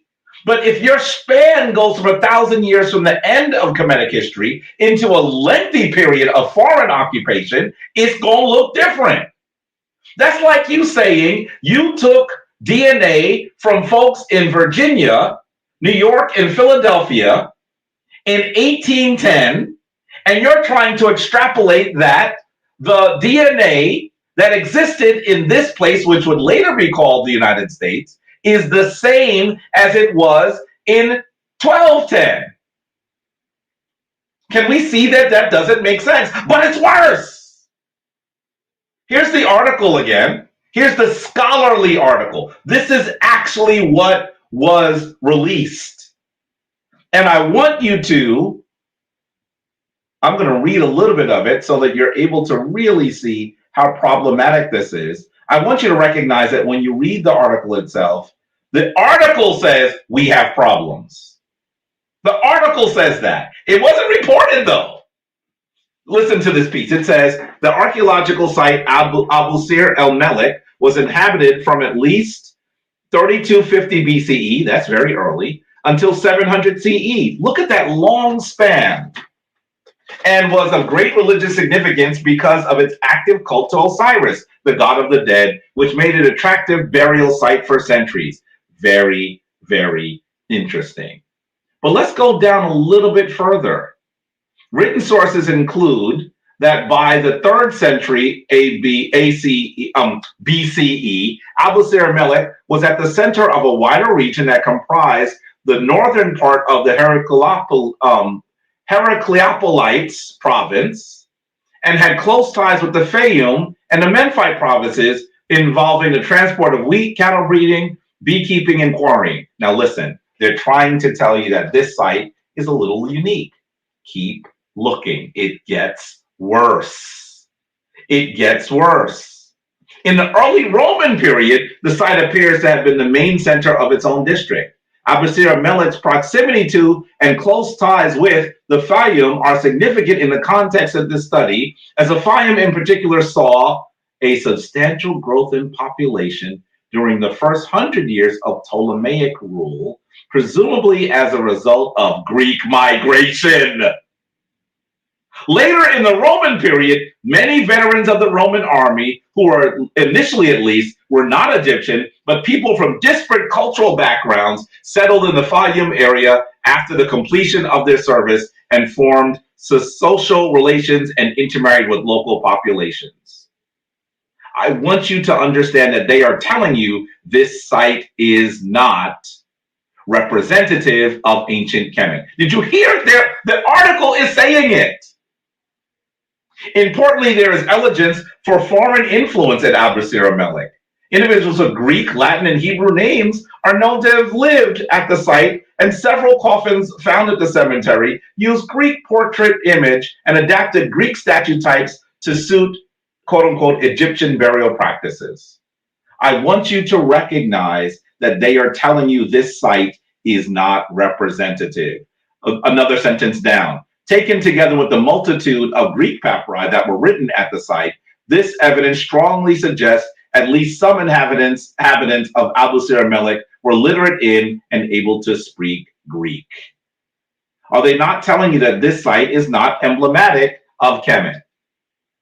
Further down, the article says, by comparing ancient individuals from Abusir Melek with modern Egyptian reference populations, wait a minute.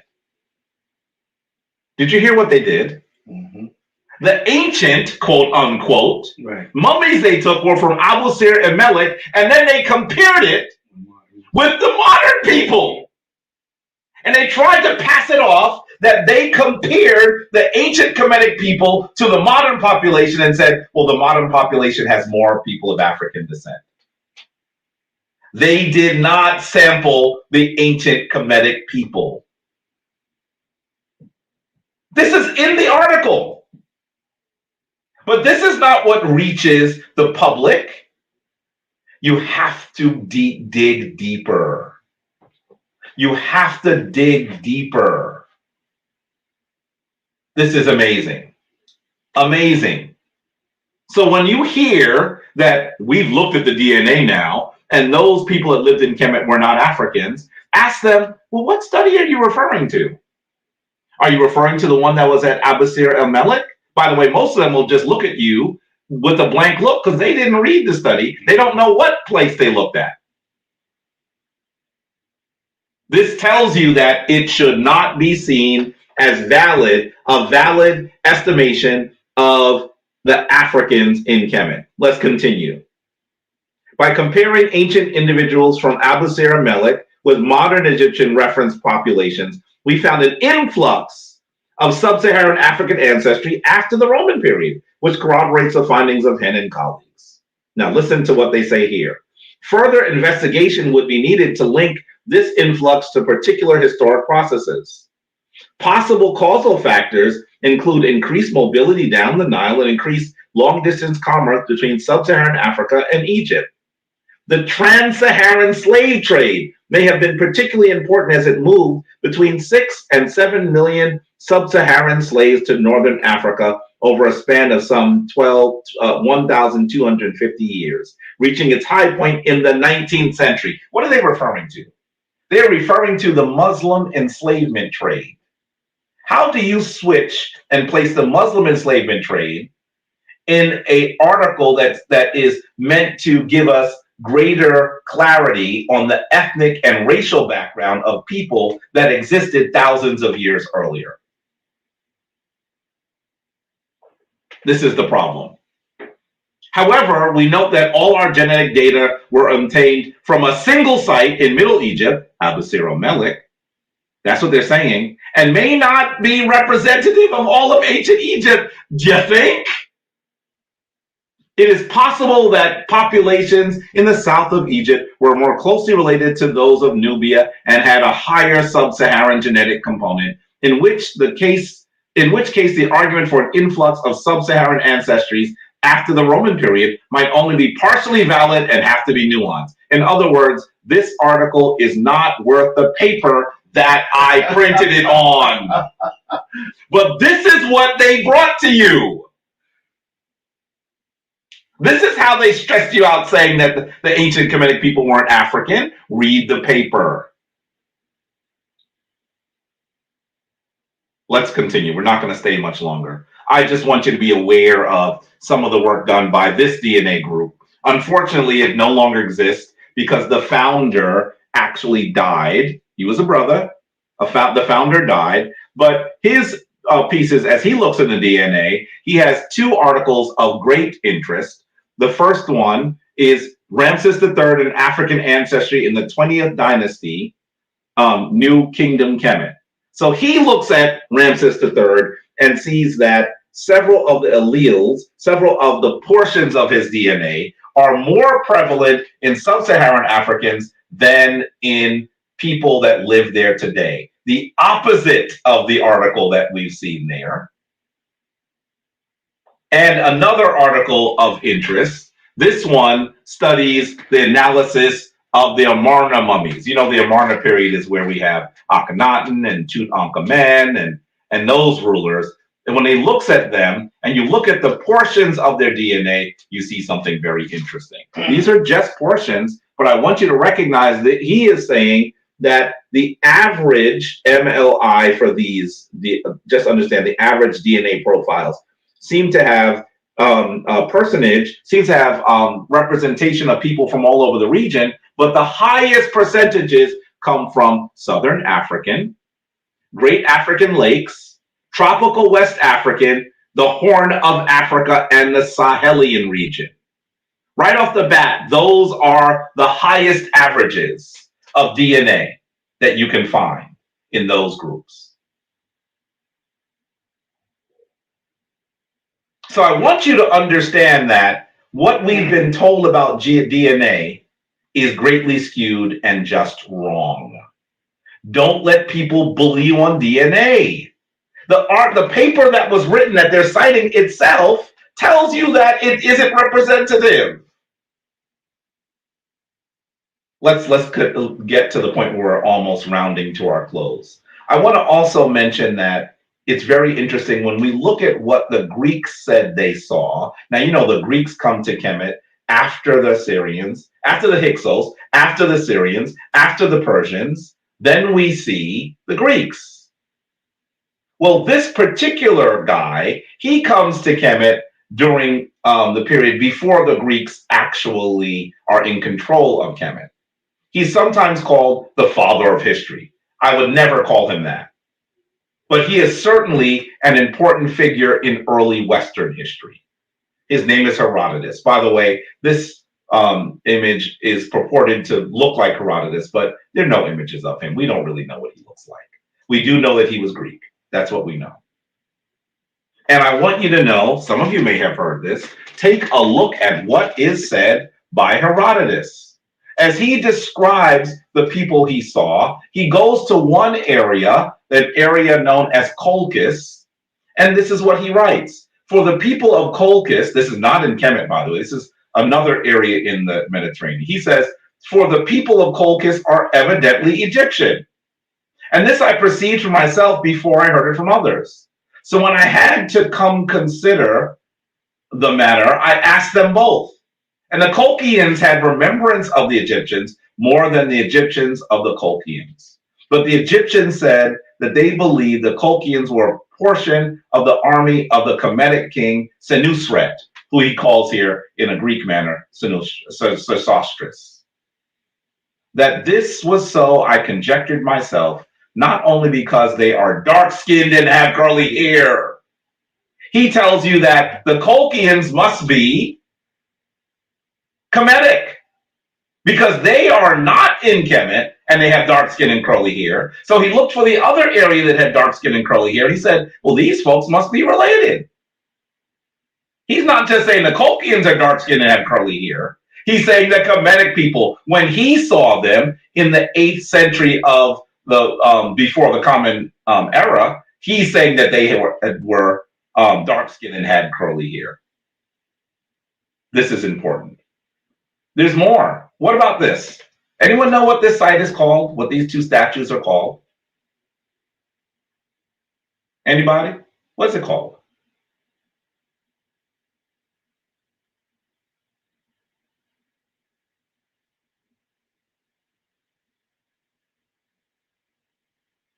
Well, doesn't look like anyone knows. I'm going to tell you the way that it is, what we call it today is not actually accurate. But the error that the Greeks made when they saw it is important. Here goes some answers. Jared Williams says Memnon, and Jason Holmes, Sen Jason says very clearly the Colossi of Memnon. Yes, that is what these are called. Can I tell you something interesting? By the way, you're looking at me 3 years ago standing there in front of them. This is important. And one of the reasons why I include this in my presentation is the people who are making these arguments have never gone to these places to do the research. Anyway, I want you to know that as we stand here, these statues are not of Memnon. These statues are of the king Amenhotep III. But there's a reason why when the Greeks got here and saw this, they started calling him Memnon. Why? This comes from the book, The Language of Ruins.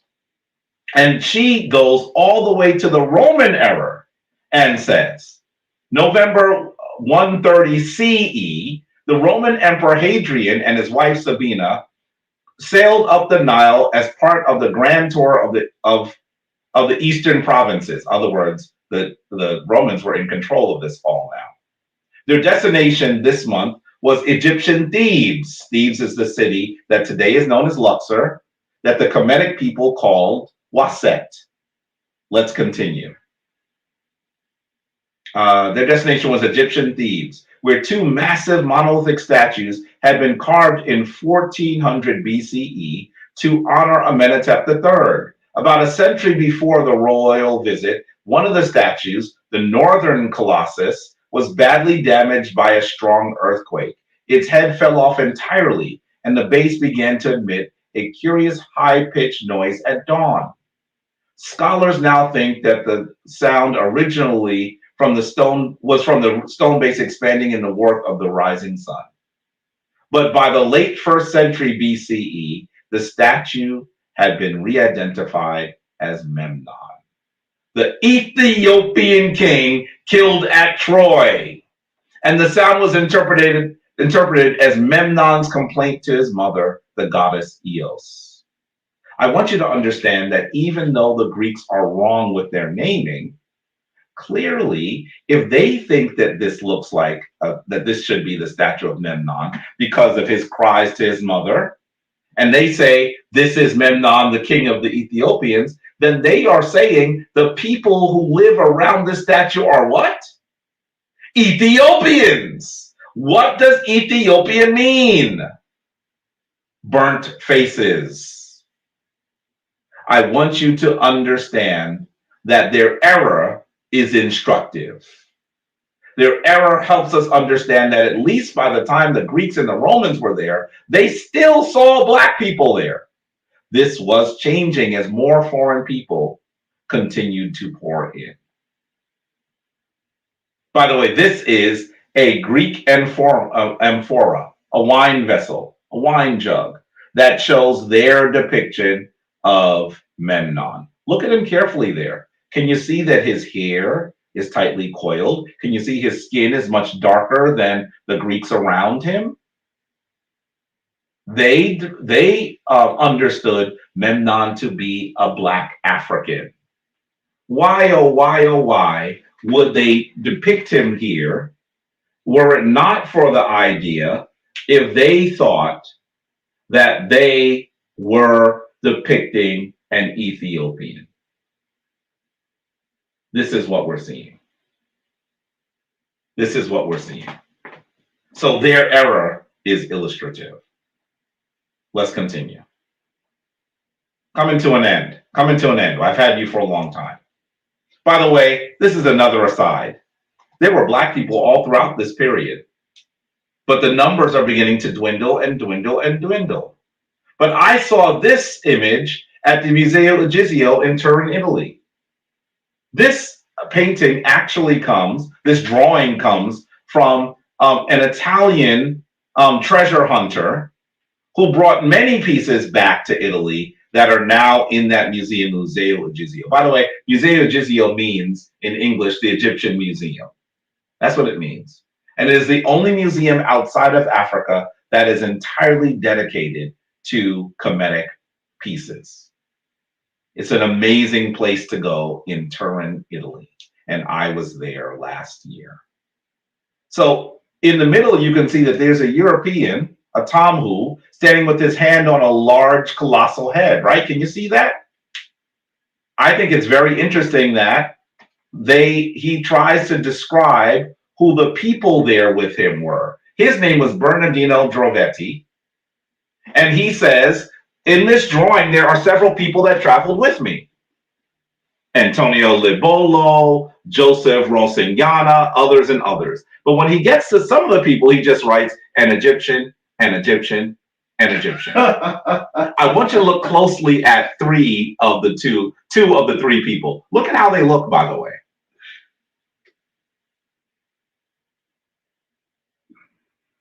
Before I say anything, look at the hair of the guy on the right.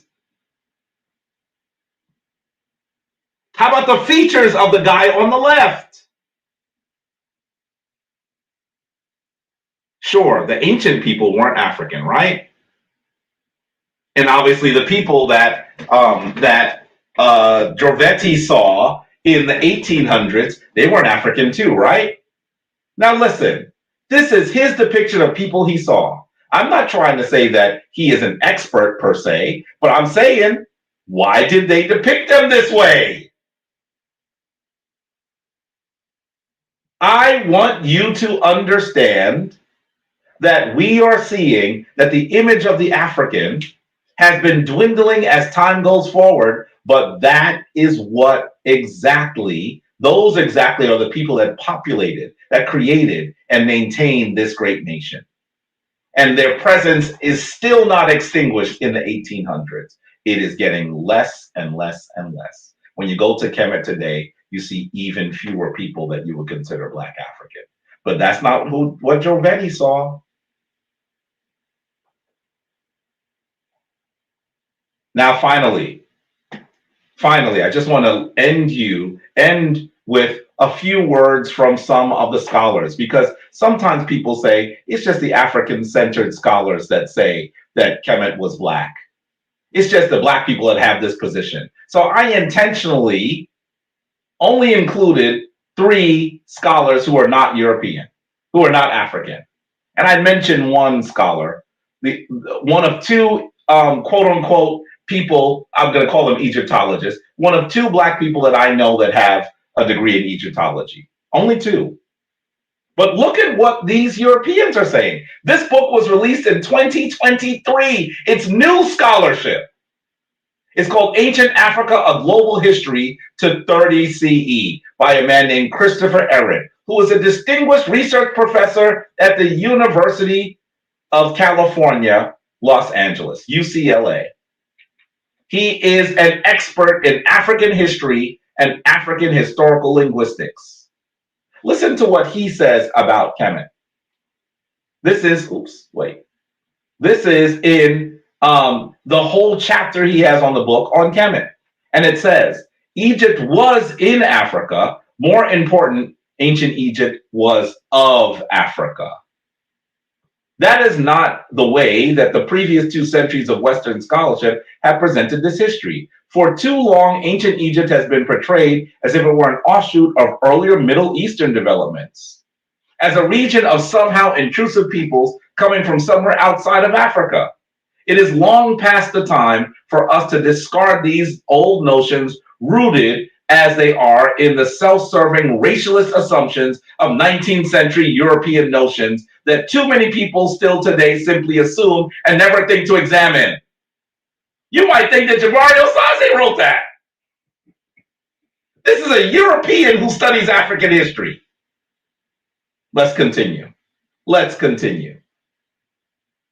The most recent generation of scholars and scholarship on Nubia and Egypt have been uncovering extensive new bodies of evidence, and they are casting aside the older assumptions and following where the evidence leads. The older ideas do linger on, though, and scholars from the fields of study, not versed in the newer findings, and older Egyptologists as well, may presume those views. There is, for example, a recent genetics article, by the way, this is the same article I showed you. from 2017 and look at Christopher Ehret addressing it. This is him addressing it. It's not just me. I'm not the only one that read it and said, this is fishy. So did Christopher Ehret. By the way, I said it was fishy in 2017. It is reaffirming to me that the PhD scholars that I hope to one day join as a PhD scholar see the same fishiness that I do. Listen to how he describes this. There is, for example, a recent genetics article proposing that ancient Egyptians were of Levantine background. But those findings come from a solitary northern late Egyptian locale, a site dating to more than 2,000 years after the foundational period of ancient Egypt, and located in an area of Egypt that had by that time a history of more than 1,000 years of the recurrent immigration of individuals and communities from the Levant into Egypt. These immigrants included, among others, communities of artisans and producers of valued goods, settlements encouraged by the rulers of Egypt. The military invasion of the Hyksos coming from the Levant in the 17th century BCE, and their rule of more than a century over large parts of northern Egypt would also have brought an additional genetic component of Levantine background to those northern Egyptian regions. This is on page 83 and 84. This is a really good book and you should read it. It's not just me that's saying this. He even says that scholars who are aware of the most current data have discarded this idea. That's correct, Jared. Send Jared. Drop the mic. Let's continue. Here goes a study from Sonia Zaruski. She's at the University of Southampton in the UK in the Department of Archaeology. I'm not going to go through a lot of what she says here, but I want you to know that her job as a physiologist, she actually studies proportions of body proportions. This is important, by the way. She's not doing DNA. She's studying the proportions of people and saying, it looks like these people look like these people based on their measurements. And her article, which is in the Wiley Online Library, is called Variation in Ancient Egyptian Stature and Body Proportions. After she looks at the proportions, guess what comment she uses for the proportions of the ancient Kemetic people from the pre-dynastic period into the Middle Kingdom. This is the oldest period of Kemetic history. Now listen, this is a dated term.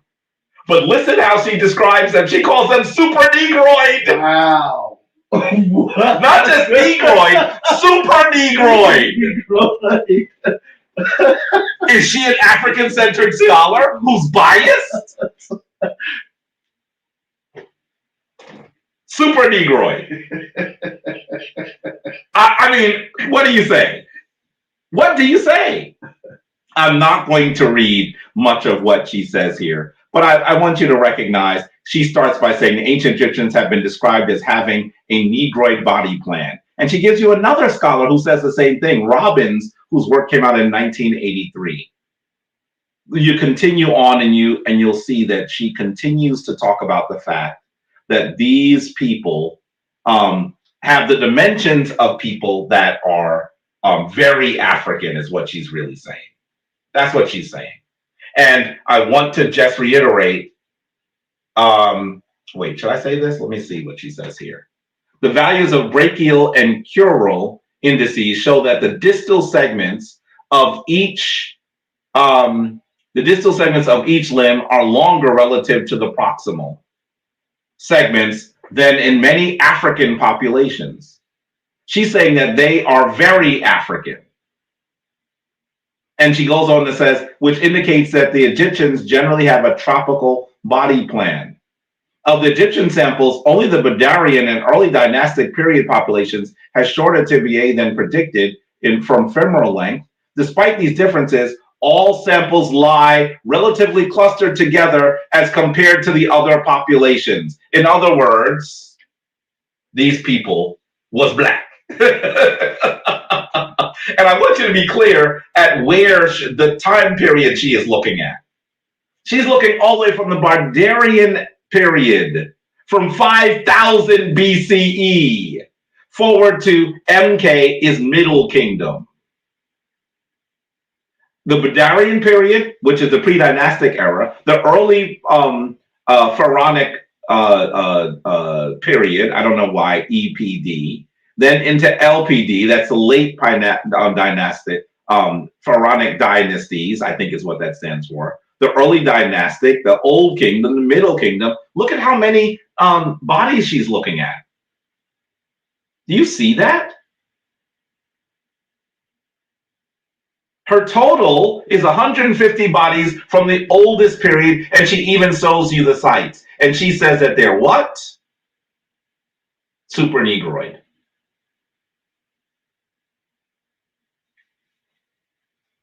Coming to an end. I know I've been keeping you really long.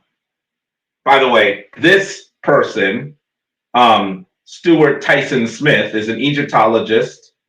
And he's a professor of anthropology from the University of California, Santa Barbara. He specializes in the interaction between Kemet and Nubia. In this book, the Oxford Encyclopedia of Ancient Egypt, 3rd edition, he says ancient Egyptian practices. So listen, we talked about the problem with the DNA that they were showing you before, right? That's what Eret was showing you. Then we see someone who's studying body plans and saying they're very African. And here is someone who's studying practices. And he says the ancient Egyptian practices show strong similarities to modern African cultures, including divine kingship, the use of headdress, body art, circumcision, and male coming of age rituals, all suggesting an African substratum or foundation of Egyptian civilization. He says the foundation of Kemetic civilization is African. This is what we need to know. And then finally, I'm simply showing you an image of someone who I know. She is one of 2 people of African descent that I know that have Egyptology degrees. There aren't many. When I say I know them, I actually know them, but I don't know anyone else who is of African descent that have Egyptology degrees. It's just these 2 sisters. And she got in a lot of heat because she was leading a tour in Kemet and she was accosted by people, and she made this comment which was filmed. She says, what about the usurpation of African history in Egypt by the Arabs who only arrived in 642 CE? She's catching heat for it. I want you to know that the scholars know, that the scholars are prepared to make these arguments, that the scholars are telling us that what is being said about a non-African Kemet is false. And we are continuing to fight these fights today. That's what's happening. That's what's happening.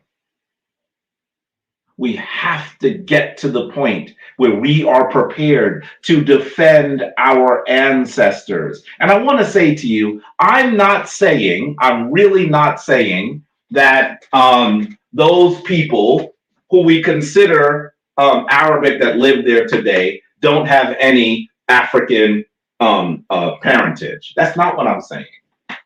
As I said to you, when Kemet fell, many people left. That's what happens when civilizations fall.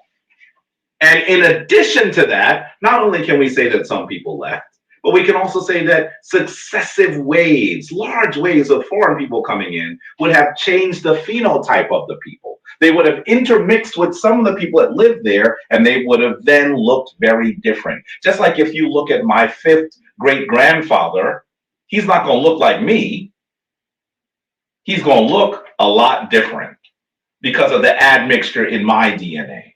Admixture that, as an African who is a descendant of those who were enslaved, is not something I'm happy to explain or to describe. But I want you to understand that people's phenotype changes when foreign people come in. I would respect those people who are Arabs there today if they said, I know we may not look like the people that were there long ago, but they are in our DNA too. Instead of saying they're not African. instead of saying that the Kemetic people despised black people. Some of those people ain't have no parentage from ancient Kemet, and perhaps their racist words are telling. But I want you to understand that the studies prove that ancient Kemet was a black land. They prove this. We need to defend this space. And you need to defend it with knowledge, with information that will help tell the story. I'm hoping that I've given some of you of it today. I'm hoping you were taking notes. I know in Kemetic Ascension you may not normally take notes. This is a day to take notes. I want you to go back and look at the sources so that when people attack you, and they will, you can politely rebuff. I'm not saying that we have to go to war with them. I'm saying that, well, we may already be in an intellectual war. Right. But I'm not saying that we have to be bellicose to them. I'm saying that we should defend our ancestors, their traditions, their cultures, their ethnicities, and their race. This is critical. Did you want to say something? Yeah. Send Judy forever? I wanted to ask a question as far as why would they choose to study the mummies of Sahu of the New Kingdom? Like, what's the point of that? And why did they focus on those mummies instead of going to some older ones? And the thing is, I don't necessarily think that looking at the ones in the New Kingdom were bad, right? And I also don't think that even though they got some newer ones, that there was no value in looking at those. If I had access to them and I was a geneticist, I would look at them too. But then don't misrepresent your findings. That's what I'm saying. Don't make it sound like what has actually happened is that the people of ancient Kemet weren't African. In fact, they're more African in their DNA later. Don't do that. Your findings are fallacious. I just don't understand why they would do that. Right. Because even if they had some New Kingdom people, and I'll give you in a later date, I'll tell you the numbers where they came from, that even those New Kingdom percentages would be skewed by the fact that after the New Kingdom, you still have the Assyrians, the Persians, the Greeks, the Romans, and even, well, I don't know if they looked at many that came from after the Romans. But if you take that sample, it's going to look different. Right. And that should be obvious, clear. It should be absolutely clear. Right. By the way, they even addressed the problems in their study, but that's not how the study was reported. I say to my students all the time at Hunter and in other places, when you hear about something in the news, don't just read the newspaper article, go look at the study. Because sometimes the way that it has been reported is very different than what the study says. And so many of us got attacked by people who are reading something on CNN, reading something in Nature Communications, listening to Alex Jones of all people.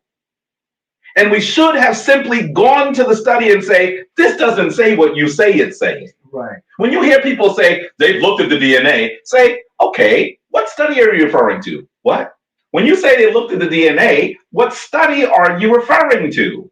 That exact scenario happened to me. Yes. Where they sent me the article, and all I did was look at the time period, and I said, okay, well, something's wrong here. Well, you just told me they looked at the period after we already got conquered. We have different genes coming in. What about the period prior to that? You can't say that ancient Kemet wasn't African prior to this period for 2,000 years. That's right. The longest running state. That's right. You want to use the last little tip and then come at me and say that, hey, the ancient Egyptians were not Kemetic people were not black. And you can't say that. They did something even worse. They did something even worse. It was even worse. You know what they did? Not only did they look at a period where you should expect to see lots of foreign people, they looked at a site you should expect to see a lot of foreign people. Mm-hmm. They looked at Boston in 1995. That's what they did. That's what they did. And they said, well, it looks like the American people, it looks like the Native Americans must have been from Ireland. That's what they did. That's what they did. This is madness. This is madness.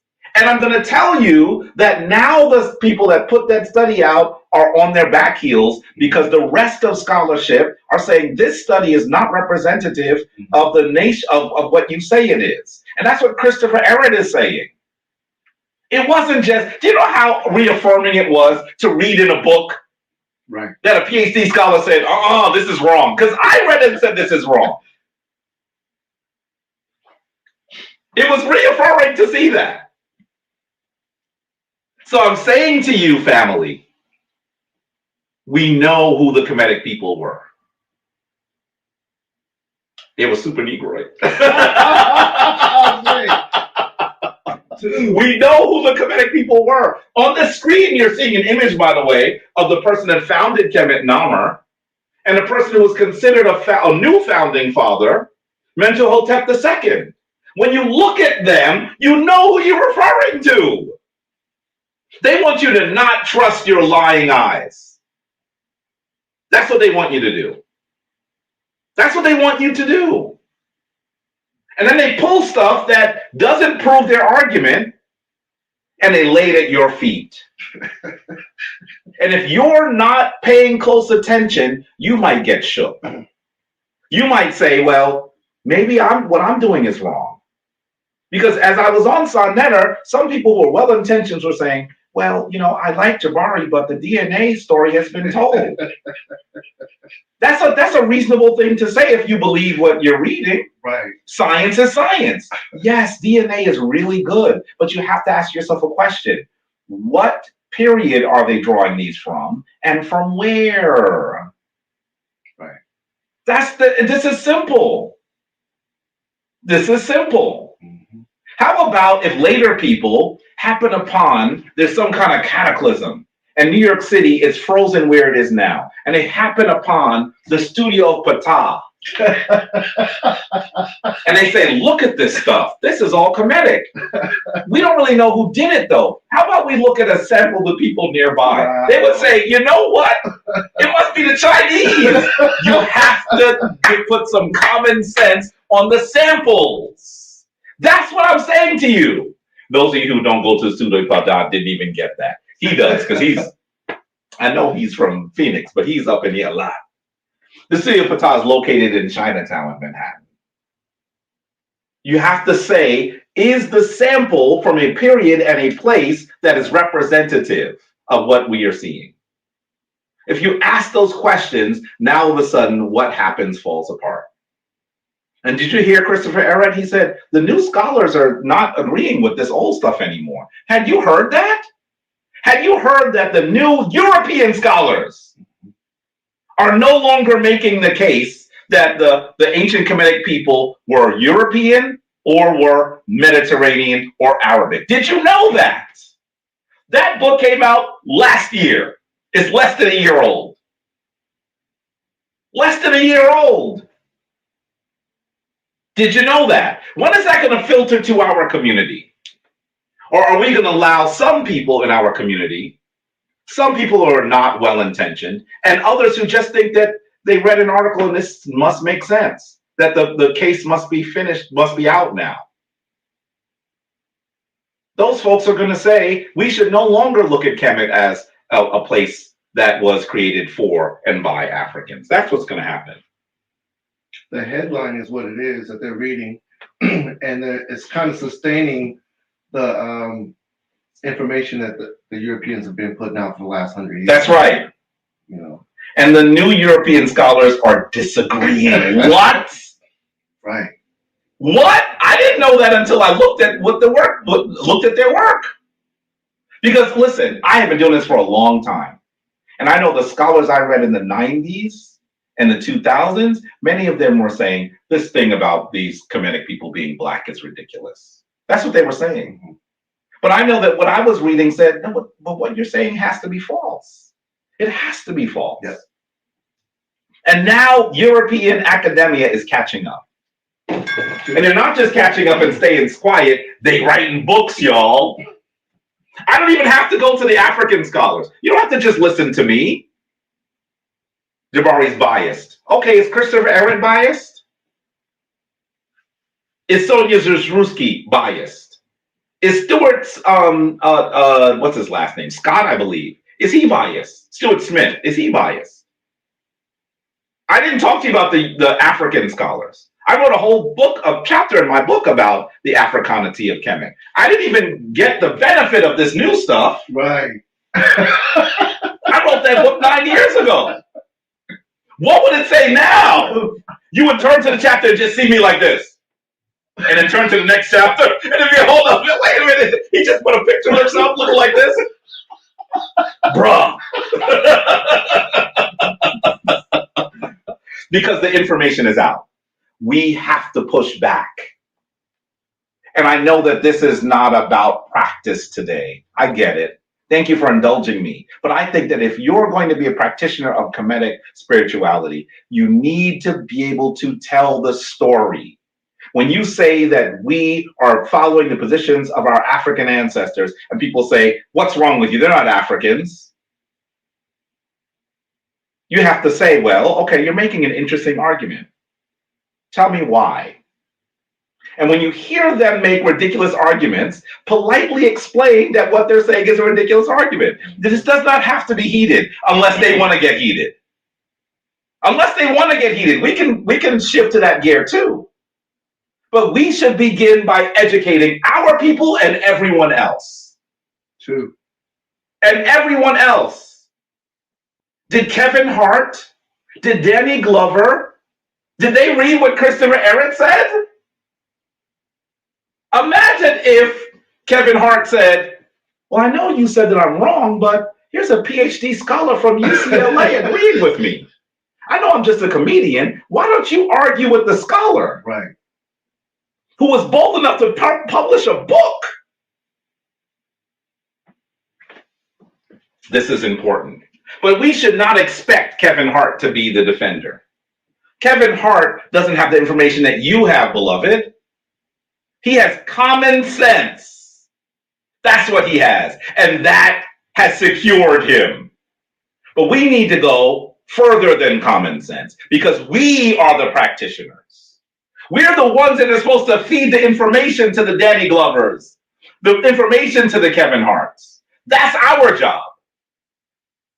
And we have to get the back of our dear sister, Solange Ashby, as she's going to be catching hell as a PhD scholar in Egyptology right here at Barnard in Manhattan. She's going to be catching hell for that. We need to get her back. Not just as people saying, we know they black because they black, but saying, no, wait a minute, academia. If you are truly academia, are you reading the sources? Because we do. What do you mean? The people in the hood are reading the sources? Yes. Mm-hmm. That's what we're saying. Well, with that, I have kept you so long. Now I'm on a rant because this stuff lifts me. It lifts me. And I know that they attack me. I know they do. Mm-hmm. And you know when they attack me, what I say? Listen, I know you have a differing opinion. We don't have to get nasty about it. How about you come on and we have a debate? They run for the hills. They run for the hills. They would rather send me nasty messages. They run for the hills. And then they, after I show them the DNA, they'll say, but the DNA says, I say, what study are you referring to? Because I just showed you the study you're referring to. No, I'm referring to something else. Really? What year is it from? It's from 2018. Well, read and see what study it is. It's this study. That's the study I just showed you. Did you read it? Because I read it. You can't tell me about the study when I've read it. You read the title of a post on CNN. You were ill-equipped to talk about my ancestors. True. And by the way, if you would just say they're my ancestors too, we would have so much less of a beef. Mm-hmm. You got a light-skinned, bald-headed guy saying they're his ancestors. Some of those people are darker than me and say that they're not my ancestors. True. Yeah. Why don't they say they're our ancestors? Mm-hmm. Why are you pushing me out of this story? Because you know what? My friends in Kemet, they checked me on that 20 years ago when I was saying that these are Africans, these people aren't from here. You know what they said to me? The same thing. Mm-hmm. My friend said, listen, I know I don't look like a sub-Saharan African, but when I show you my DNA, right, you're going to see that I have a portion of that DNA too. Okay, so some of my family came from someplace else, but they intermarried with the people that were here. You can't say that I'm not one of their relatives. It's true. And when they say that, I have to say, true, true. And they even said to me 20 years ago, I'm not talking about everybody. Some of these guys are from Turkey. That's what they said to me. One of my good friends said, Jabari, just look at my nose when you're telling me that. He said, my nose is as wide as yours. Let's take a picture together, smiling, my African brother. That's what he said to me. I had to change my position.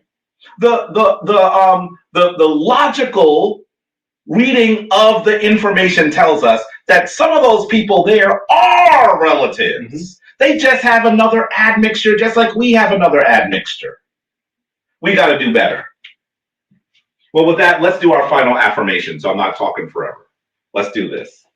I'm going to give you what we call the Amasu. So please come forward for our last bit of affirmation.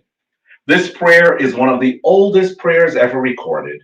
It is called the Amasu. It is clearly one of Anika's favorite prayers. She probably would have been reading it were she here right now. Here is the prayer. Amasu in pa inter. Amasu in pa inter. Sauksu. Sauksu. Emetra. Emetra. Enpa. Enpa. Inter. Inter. Autu aura. Autu arura. Maketi paherura. Maketi paharura. And we've just said, give yourself for the one most high. Give yourself to the one most high. Keep yourself daily for the one most high. Keep yourself daily for the one most high. And do it tomorrow. And do it tomorrow. Just as you did it today. Just as you did it today. Swallow and turn. Thank you to the divine. Family, I want to say dua to you for being here for this. Remember, if you have additional questions, if people are bothering you about some of these issues, shoot me an email because I am going to address them all. And we're going to be stronger for it. With that, when we say Shema Ma'at, go forth in divine peace. See you soon. Shema Ma'at.